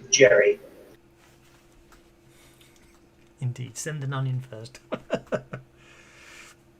Let's see. That's going to be rather tight down there. I'm going to go to there and let's see what it looks like from there. I have to admit, that's why I put them in here. I thought this will be an interesting fight. You'll either have to back off and zap them from a distance, or if you'll get crushed in there, it's going to get interesting. They are semi-solid, so you can sort of walk through them if you want to. That's where I'm debating on whether or not I should ask Sister Mary to allow me passage or just try and shoot from there. Because I'm kind of thinking, if I can, I'm going to try and tether two of them together, just to have them have to wrestle against each other to get free. I think I'll try. I'm gonna try against. You have been in this game in a while. Try. I'll give you a quick common knowledge. All of you can have a go at that. In fact.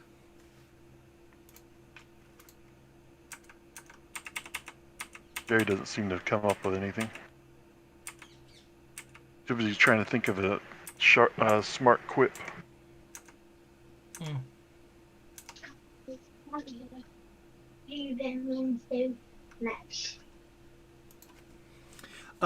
Jerry, no, you can't think of me. Byron, Arthur, and Sister Mary.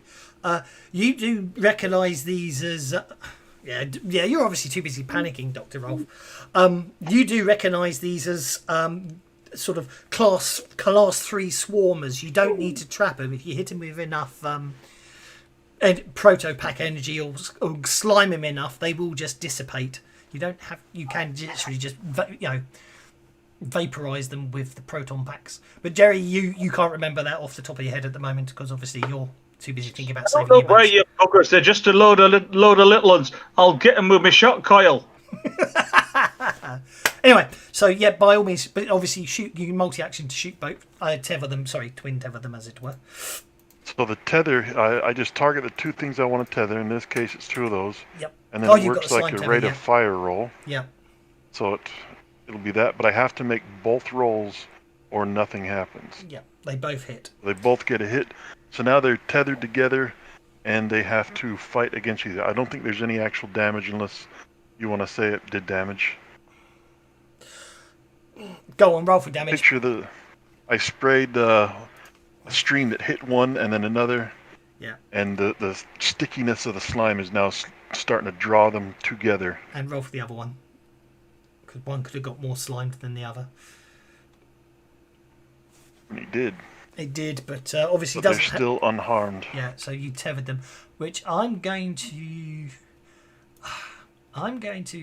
put it as they are technically, as far as I'm concerned, you've just entangled the two of them, haven't you? To each other? That's an entanglement. That's technically an entanglement under Suede, I would say. At least that's how I'm going to rule it for now. Arthur Morgan.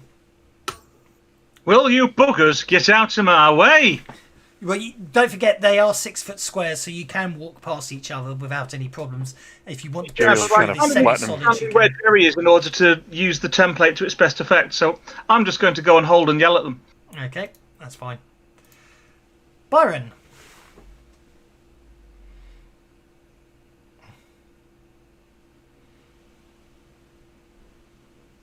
Okay, I am going to multi-action and try and zap both Gargoyle and Gargoyle 2 Okay, with my proton pack. go for it.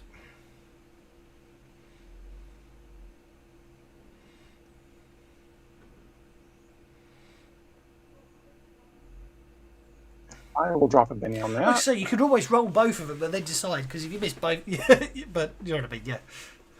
Yep. Oh, that's going to be a hit. Roll for damage for that one, just for speed. Actually, you've already done the shooting, don't worry about it. Yep, that one basically, yep. You just basically instantly just blap it into non-existence. And then the other one. Which hits again.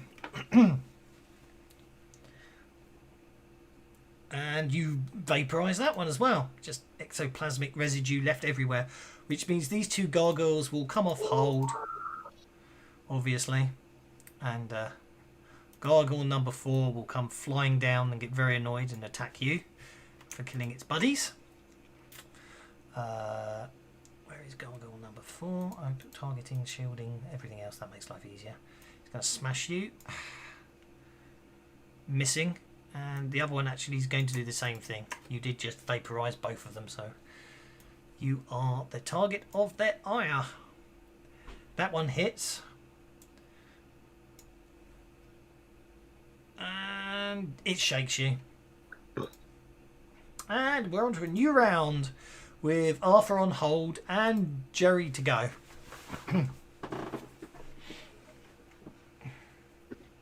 I think Teveringham made him easier for Byron to hit. I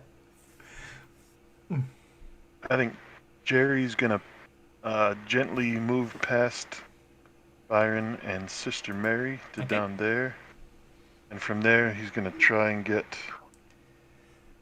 I think Heather.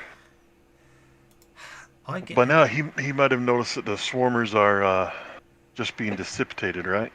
Yeah. Oh, but I don't have a trap on me. My trap is used. It's full. I'm gonna be. All right. No, we flight all that, didn't we? He used a trap on the mastiff, on the shadow mastiff.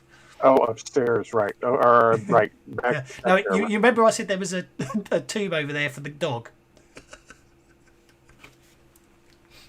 Yep. It was the ghost dog. So I think he can see enough of Gargoyle 4 and Gargoyle 3 that he's going to target 2 of them and go for another tether roll on him. Go for it. Oh, look at that, dice are popping. Dice are popping. Definitely, you guys seem to roll better in Unity than you guys do in Classic when it's my games. I've noticed.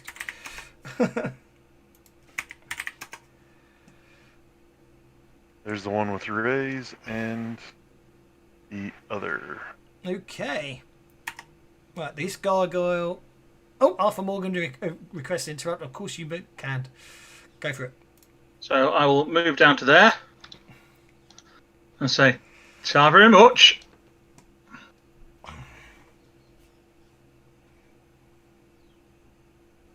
And shoot. The amount of the cone that's out of the room is quite scary, really. Go for it. I need to target both of them, don't I? Yes, Yeah, the cones in Savage Worlds are very impressive. they are. There's a heavy flamer in. I think it's in Necropolis. It's 2 flaming tokens side by side. That's obscene. Why did that only target one of them?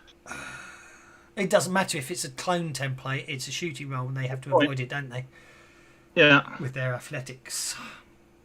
Are you happy with a 7? Oh, does it say it allows avoidance? Because Oh, does it? Doesn't? Well, it was written before. Yeah, I'm going to say it doesn't say it can be evaded. Does well? No, go on. They're ghosts. Go on. You can hit them both. It's a good point. Again, obviously, it was written before. It is being upgraded, so that is something that would have to be specified. It would have to say this cannot be evaded or this can be evaded. Given that they can get out of everything else, they probably should be able to evade it. But anyway. Okay, so I'm not sure why. well, that did it twice on Gargoyle 3. Yeah, that's not a problem. I can just do that. That's not a problem. Yeah. I'll just cancel that one, apply that. So they're shaken and entangled when it moves the Gargoyle 3. Gargoyle 3 manages to unshake, but it's a strength check to break free of.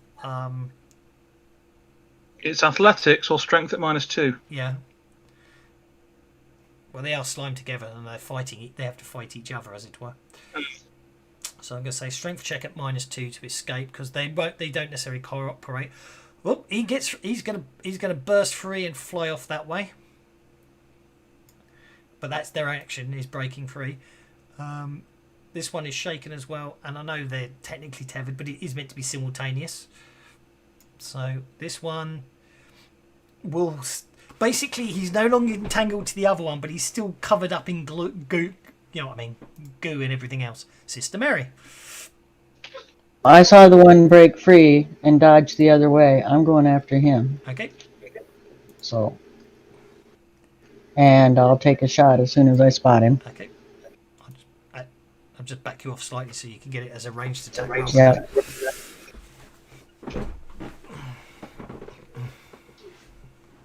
You hit.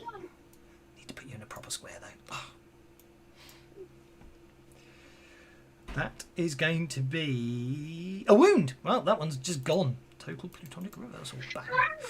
Even if that doesn't apply, I'm saying it anyway. Byron is no longer shaken. Byron is going to move in and shoot the last one. Go for it. Oh, hang on. There we go. Thank you. Oh! Proton pack failure. That is no bueno. That is not the. This is not the time to have a proton pack failure, really, is it? All sorts of other things happen. The typical result: proton pack or slimer is malfunctions and immediately breaks down. A broken down proton pack or slime blower cannot be used until it's repaired. This requires a repair check and 1d20 minutes work, assuming the proper tools are available. So your proton pack literally just breaks. Okay. Oops, sorry. Yeah, I start cussing. You've never seen a priest cuss before, but he does. What did you do, Bye? Dr. Rolf. So yeah, that big shotgunny thing, that's what I was on about.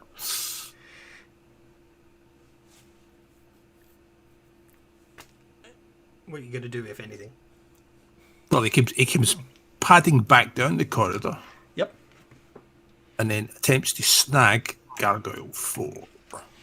Well, it's a swarmer. You don't need to snag it. You just vaporize it with it if you hit it hard enough with a proton stream. And if you hit it with the slime, then you just reduce it to ectoplasmic goo.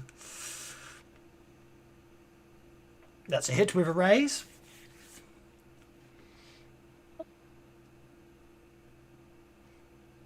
Ooh. Ooh. Ooh. Ooh. Ooh. My God, how many? 42 points of damage. Yeah, the gargoyle's okay. It doesn't die. Yeah, but he's joking. It's gone. What are you doing there, Doc? Teaching it meaning of life? And I shall unlock the tokens as you have vaporized the last one.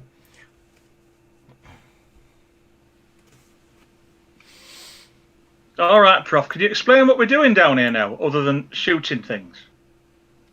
Well, we just came here to explore the mist, and the building's supposed to be ruined, and it's not anymore. Can I have a shot at the? Turn round and let's have a look at your proton pack. Why is the smoke coming out of it? That's a good question. Can I fix this proton pack? Has anybody else noticed that the lights are on in here?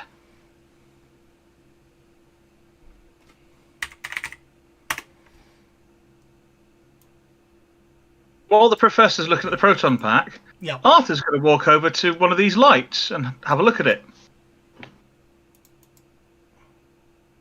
Assuming they really are there. The lights really are there, and they are on. Okay, So- who's looking at the proton pack? Yeah, I'm gonna. Who's got Mr. Why Fix you? It? That'd be me. Because that means you can fix things faster. It does, but I'm none too bright, really. I'm good at fixing things, but I'm none too bright. So Okay. I'm looking at the light because it's so pretty. Fair enough. Okay, so Dr. Brinkman, you'll have to try repairing his proton pack. Though Dr. Brinkman would know that I'm really good at fixing things. Yes, he would. Well, we'll tell you what. Why don't you? If you fix it, and I'll tell you what. Because I can actually. I know exactly what's inside it. All right. Okay. So that gives me a +2 on top of the Mr. Fix-It. It will. What I'm going to say is for every raise you get, we'll knock an additional 5 minutes off the 20 minutes. So that will mean it's 1d10 minutes it'll take you to fix it. Just because, why not? I'll try a Benny on that just to see if I can get better. Yeah.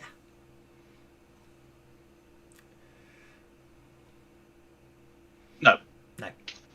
So 1d10 minutes to fix it. Not that it really matters because you're not going anywhere anyway, but it's more for bragging purposes. Take you about 7 minutes, you reckon? So obviously, in Scotty terms, it's going to take you about 35 minutes to fix that, isn't it? Oh, I just can't do it. I can't do the Scottish accent. I'm not even going to try. tell you what, this will take at least an hour. There you go. I can't remember which film it is. He finally calls him out, isn't it? Have you always multiplied your repair time? I, Captain, how else would I keep my reputation as a miracle worker? I always loved that. Anyway, yes. Should always be a little bit conservative on paper, Sonny. That's what he says to Geordie, isn't it? In Relics. Does he? Yeah, I think it is. Yeah, I It's can't in remember. the Next Generation. I can't remember the next gen as well as the movies. Netflix. Right. Okay. So it takes you a while to fix that. So you're standing in this time. There was a light there. I was just moving Byron out the way because it's to prove. Yeah, there appear to be 3 lights in the room, and they're all on. There's also the pedestals that there are the pedestals that the gargoyles seem to be standing on. They're still there. I think Jerry's going to inspect one of the pedestals for any strange markings or These are something, electric lights, yeah? No. They're They're basically braziers, as it were, in scones. How do you pronounce it? Sconces. Yeah, on sconces. Yes, on the wall. Each of the 4 pedestals appears to have an indentation in it, about the same size of a brazier. So do I we make take the that- braziers off and push them in the You're looking at my bra. hang on. If we need 4 braziers, we've got these 4. We've got these 3 on. Well, sorry, sister. Oh God, no! You didn't say that, did you? Absolutely. We're going to need you as well, sister. I'm gonna Not bra, brazier. Aye, Jay says, brazier. I'm a boo, but not that type. Oh no, that doesn't bear thinking about. Anyway, So I take it the braziers go in the indentations. that seems a reasonable supposition. Yes. How hot? I'm gonna hold my hand towards a brazier. Are they hot to the touch by just holding my hand No. to It's, it? the light appears to be ghostly in nature. Right there. Yeah, I'm just going to go ahead and start sticking braziers in holes. Is Just out there of a third curiosity. brazier just not lit?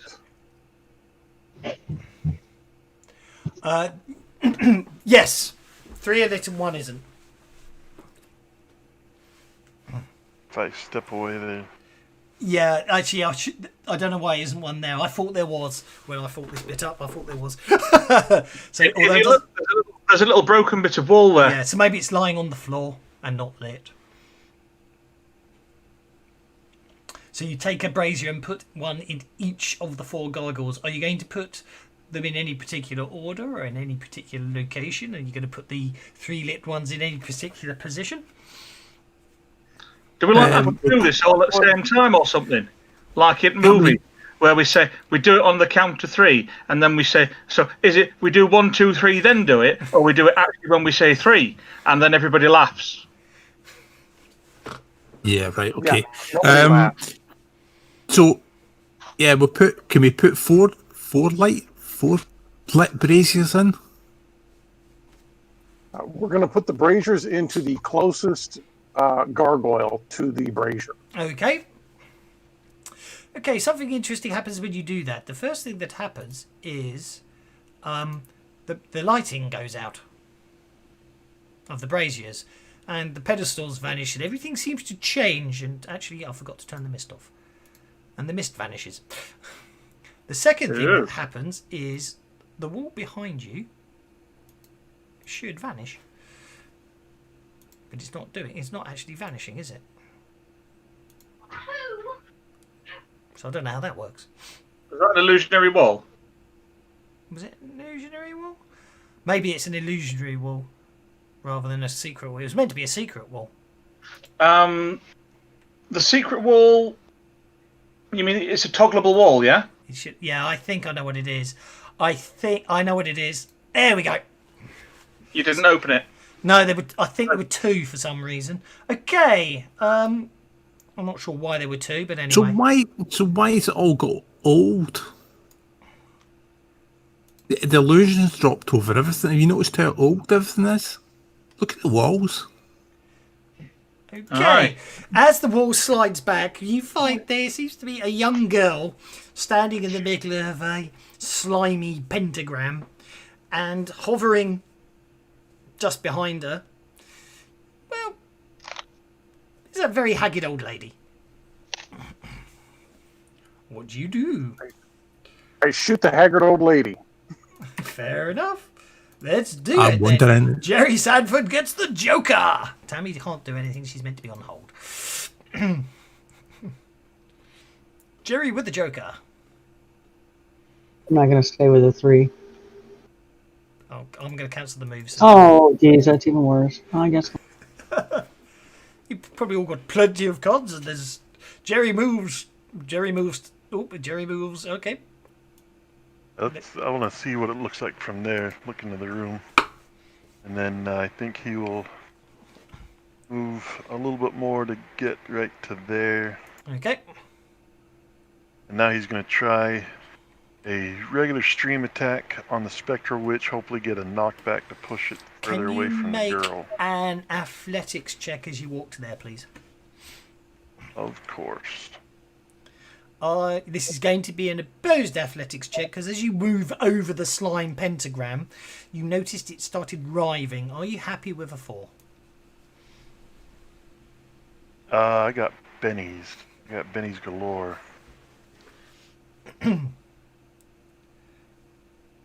Okay. Are you happy with an 18? With an 18. Yes. Yeah, the 4 re-rolling was a good move there. Yeah, no problem at all. So yeah, you get to there. So what you notice is, as you move over, the slime tried to basically grapple you and stop you moving it further into the room.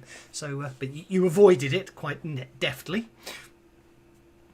I'll be out to the other party and say, "Hey, the slime seems to be kind of grabby. Watch out."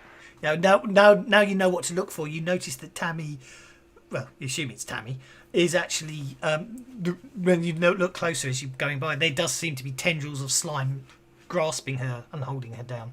Okay, you've hit the witch. See if I can get some decent damage. You shake the witch. And then that will be a little bit of knockback. Okay. I am going to then give the witch a benny on the card. And a little bit of knockback, knocks her back 1 whole inch. And then it's the witch's go, which hang on. Apply the shaking on the witch and then move it down. The witch is no longer shaken. Okay, the witch is very upset with you. She basically holds up a wooden stick at you. And basically 2 bolts of energy fly out and hit you. One hits. Shaking you. And that was 2 power points. Offer. Avoid slime. Right. Literally, the witch pointed a magic wand at you and it hurt. Shocking. Indeed. It was more racking pain bolts, but you know what I mean. But Much like some of my jokes. indeed, it didn't like the diagonals. Some there. Okay, let's do it that way then. It has trouble going diagonals through openings, around corners, and Yeah, it does. I think you have. Yeah, I think you have to. Yeah, it's an interesting thing, and I think it's also to do with how you set up the walls. I think what you actually need to do is actually back them off slightly sometimes, don't you, to make the openings wider than they maybe. really are. pull them back so you can get corners around it. Yeah, I think it's a learning process. We'll get there. Yep. Right, I'm also going to use the Proton Pack Sweep ability, Okay. which, according to the Proton Pack rules, uses up 3 of my coolant shots, Yes. but gives me +2 to hit and +2 damage. Fair enough. So with the cone and that puts me on an extra +4 to hit the witch. Go for it.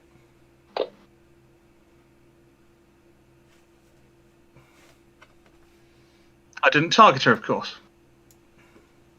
You didn't. Let's try that again, shall we? Well, you hit with a raise I did. because I just dragged it and dropped it on there for you. Marvellous, thank you.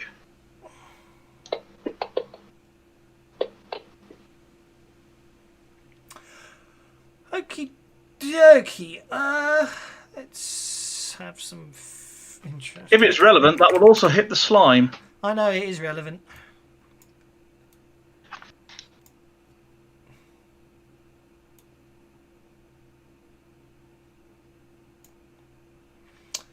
The slime seems to burn very well. Oh dear.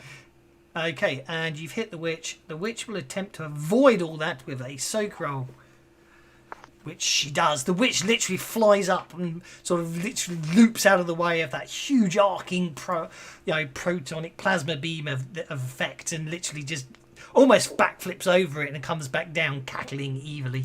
Byron. Christ, Byron? again, she. Oh, sorry, hang on. Sorry, it was. I know what I'm going to use Tammy for now. Tammy will actually go before you. Sorry, Byron, because she's next on the combat tracker, even though I put her on hold. So on Tammy's go. But that's not the right token. On Tammy's go, the fire spreads as the slime starts to burn, and then it's Byron's go. Byron is going to, let me do some measurements here. See if this is, this is not going to be good. Byron is going to run. Okay. And he is going to body check or / lift Tammy and run her out of the pentagram towards the back wall. So basically he's just going to do a run by grab on her. Okie dokie. Back here. Righty ho. So, as soon as you enter the slime, it's going to attempt to grapple you. So, make an athletics check. No, it's not. This isn't multi-action. This is literally opposed rolls as it's trying to stop you. Okay, you happy with an 8? I think I'm okay with an 8. You are fine with the 8. You then grab Tammy, which of course the slime is holding on to Tammy. So that'll be a. I'm going to actually say strength on this one. So if you want to make a strength check against the slime. There you go. Zoom! Are you happy with a 6? Would that be a 6 or an 8 because of the running? Oh, sorry. Yeah, it will be an 8. Sorry, yeah. Okay. No, I hit the run to kind of mess things up. So, I'm happy with an 8. Yeah, no problem at all. You rip her out, and as you say, you literally run across, you grab Tammy out of the thing, and you yank her out of the token. The witch screams in annoyance and rage at this point. Good target. Dr. Rolf Brinkman. Yeah. Heroically done, sir. Are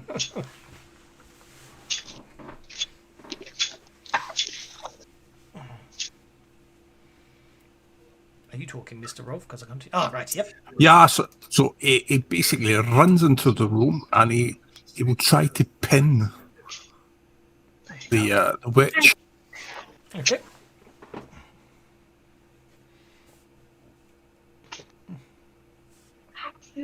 this actually I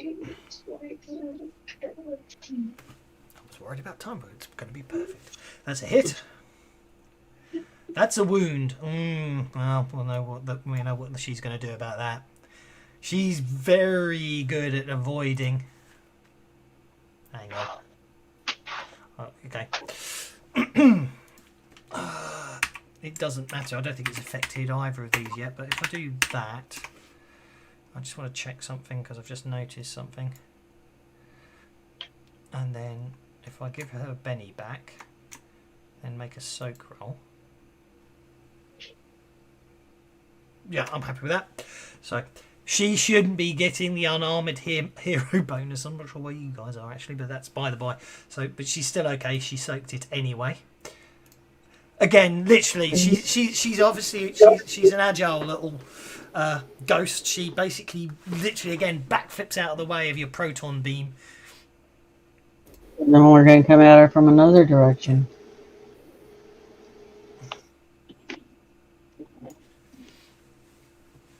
Oh, wow. But that's a good hit.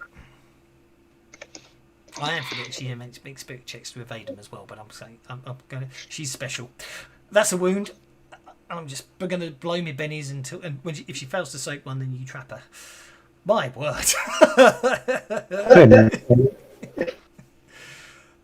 But you're making me blow through my bennies. I am taking Tammy out of the equation. She's safe and cannot be affected where she is, so she's still there, but I'm taking her off the combat tracker just for speed and easiness. Jerry, you are shaken. You are remaining shaken, but you can always spend a Benny to unshake. Yeah, I'm going to throw a Benny to unshake.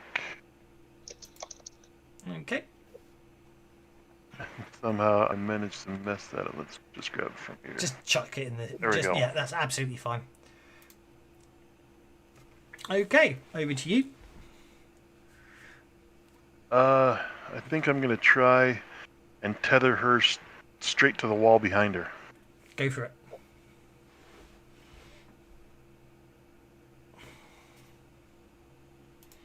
In the meantime, what I'll do is just at the start of the round from now on. So those should be a hit. Whether one's on the wall or the witch, those both should hit, right? Yeah, they both should hit. And I'll just roll the 1 damage because I don't think the wall would be taking Nope, damage that's from fine. the slime. Okay, you're going to wound her, so I'm going to have to try and soak that. Which I failed to do. She's entangled and injured. The slime, this time she fails to avoid the slime, probably because she got tethered to the wall, so she tried to backflip out the way and basically got pulled straight back onto the wall again. Sister Mary. Jerry says, take that, you stuck-up witch. Mary's going to tell her it's not too late to repent. Indeed. That's a hit with a raise. Wow, Mary's got the rolls. Mary has the rolls. The witch is out of bennies. The GM has one last benny left. Let's spend that last benny. She, yeah, you've got her, well, she can't avoid the hit, but yeah, you've got her. You basically, she doesn't appear, she seems to be able to resist the effect, but you hit her with that proton pack, sapping her of more energy. She's definitely moving a lot slower than she was before. She's run out of bennies. Dr. Rolf. Dr. Rolf. Yeah, it's got to go. Just hold her steady. Oh, wow. Oh, for more. God. Arthur just spent a Benny for a new card and he got the Joker. I know, I hate you right now. Actually, not as much as I've just remembered. I've still got to make a big map, and I'm looking at an unprecedented adventure deck card spam on Tuesday, aren't I?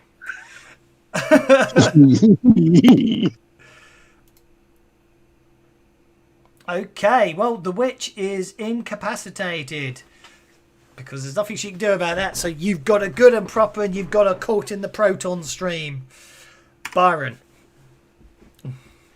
I'll let Byron go for it. Arthur, go. Sorry, Arthur, go for it. I apologise. Yes. Arthur will wander over, slide out a trap, Yeah. Yep. look up at the witch, and say, "Explode this one, you nutter," and press the button. Okie dokie.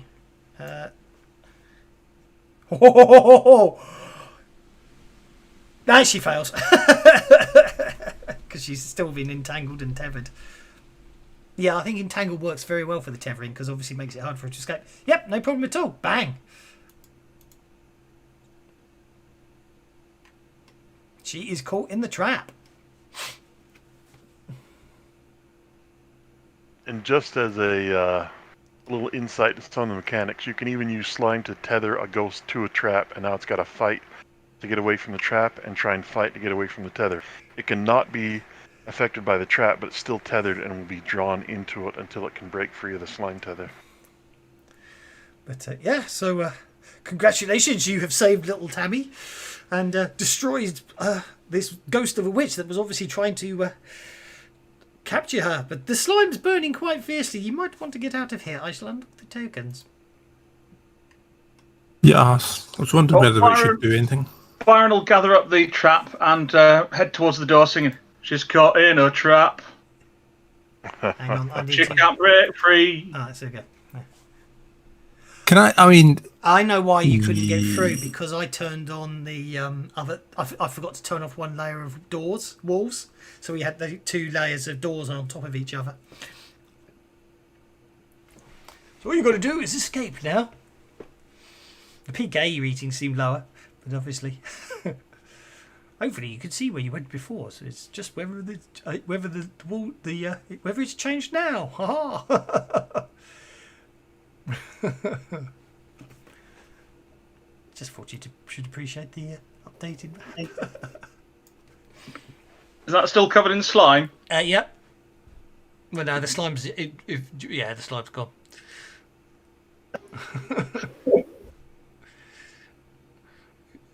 Can he? Hang on, hurry up, wait for me. I was going to say, if you're clever, you'll notice there are shortcuts now. Hey guys, this way. Jay's gone the way he remembers, and now he's looking back, realizing no one's behind him. Shoots past, and went too far.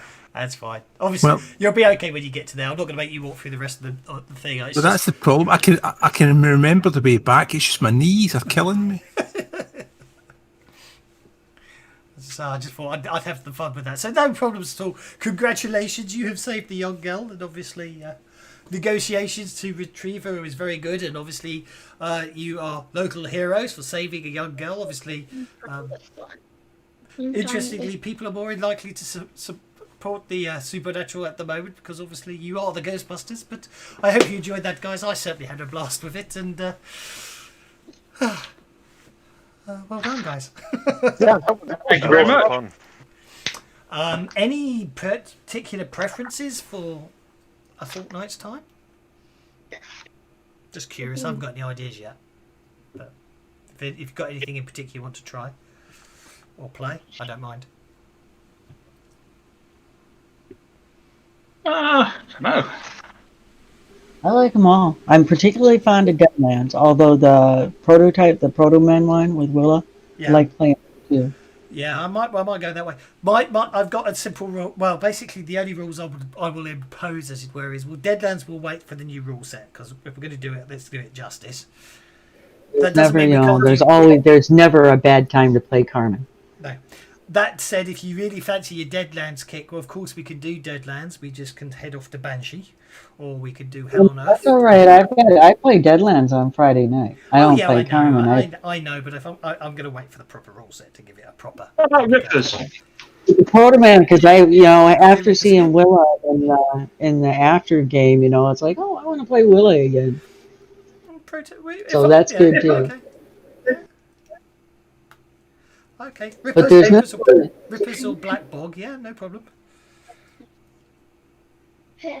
Rippers should be interesting. I must admit, I did enjoy the one I did. I don't know if you saw this Rippers one I did. I did enjoy that one. I think that wasn't on a Saturday though. Wish it had been actually. It was a good Yeah, that was the one week with the pentagram, was it not? Yeah, I must admit, I did repurpose it for this one. because I thought it was a nice idea. But I couldn't. I have realised I didn't have a map this time, so I had to do it verbally. But yeah. But yeah, okay. I'll see. I shall. I'll see what I can come up with, because Rippers is an interesting one. I like Rippers. I find it hard to see Rippers. But yeah. Well, I mean, I play Rippers. I've got mixed emotions about Rippers because I ran it for so long. It really will come down to what I mean. Obviously, I just like, at the end of the day, usually what it comes down to is if I get inspiration, if I think it'll fit in a certain setting, that's what we'll run. But Yeah. and sometimes if I find a good map or I come across a map that can decide things like that. Other times, like this one, I found the map when I came up with the idea of the of this. And I must admit, when I found that, I originally was going to have you basically doing a variation of catching Slimer in a hotel, but I couldn't find a good hotel map. And then I went through the modern maps and I found the McRonalds. Yeah, and I suddenly thought, what could you have fun with ghosts of in a fast food store? And that's where the ghost chickens and cows came from. When I found the tokens, it was like, yep. Yeah. So I was going to say, talking about the way I feel about Rippers. I mean, I suppose it's the same way. I mean, so you're doing 50 fathoms. Yeah. For a long time. If you went in and played 50 fathoms, would you not? Because you'd go someplace and you know inside out. You know what I mean? I've run 50 fathoms 3 times now, and each time I've run it, the campaigns lasted for, well, the 2 that were completed both lasted about 2.5 years each, and this one's 2 years in. Aye. So I mean, after 2 years, if you played with another group and they said, "Oh, you go to this island," because you know where everything is. Do you know what I mean? Yeah. You know? And it's kind of not only that, but if the history is different, you're thinking you get confused between your history and their history. But there's a difference between doing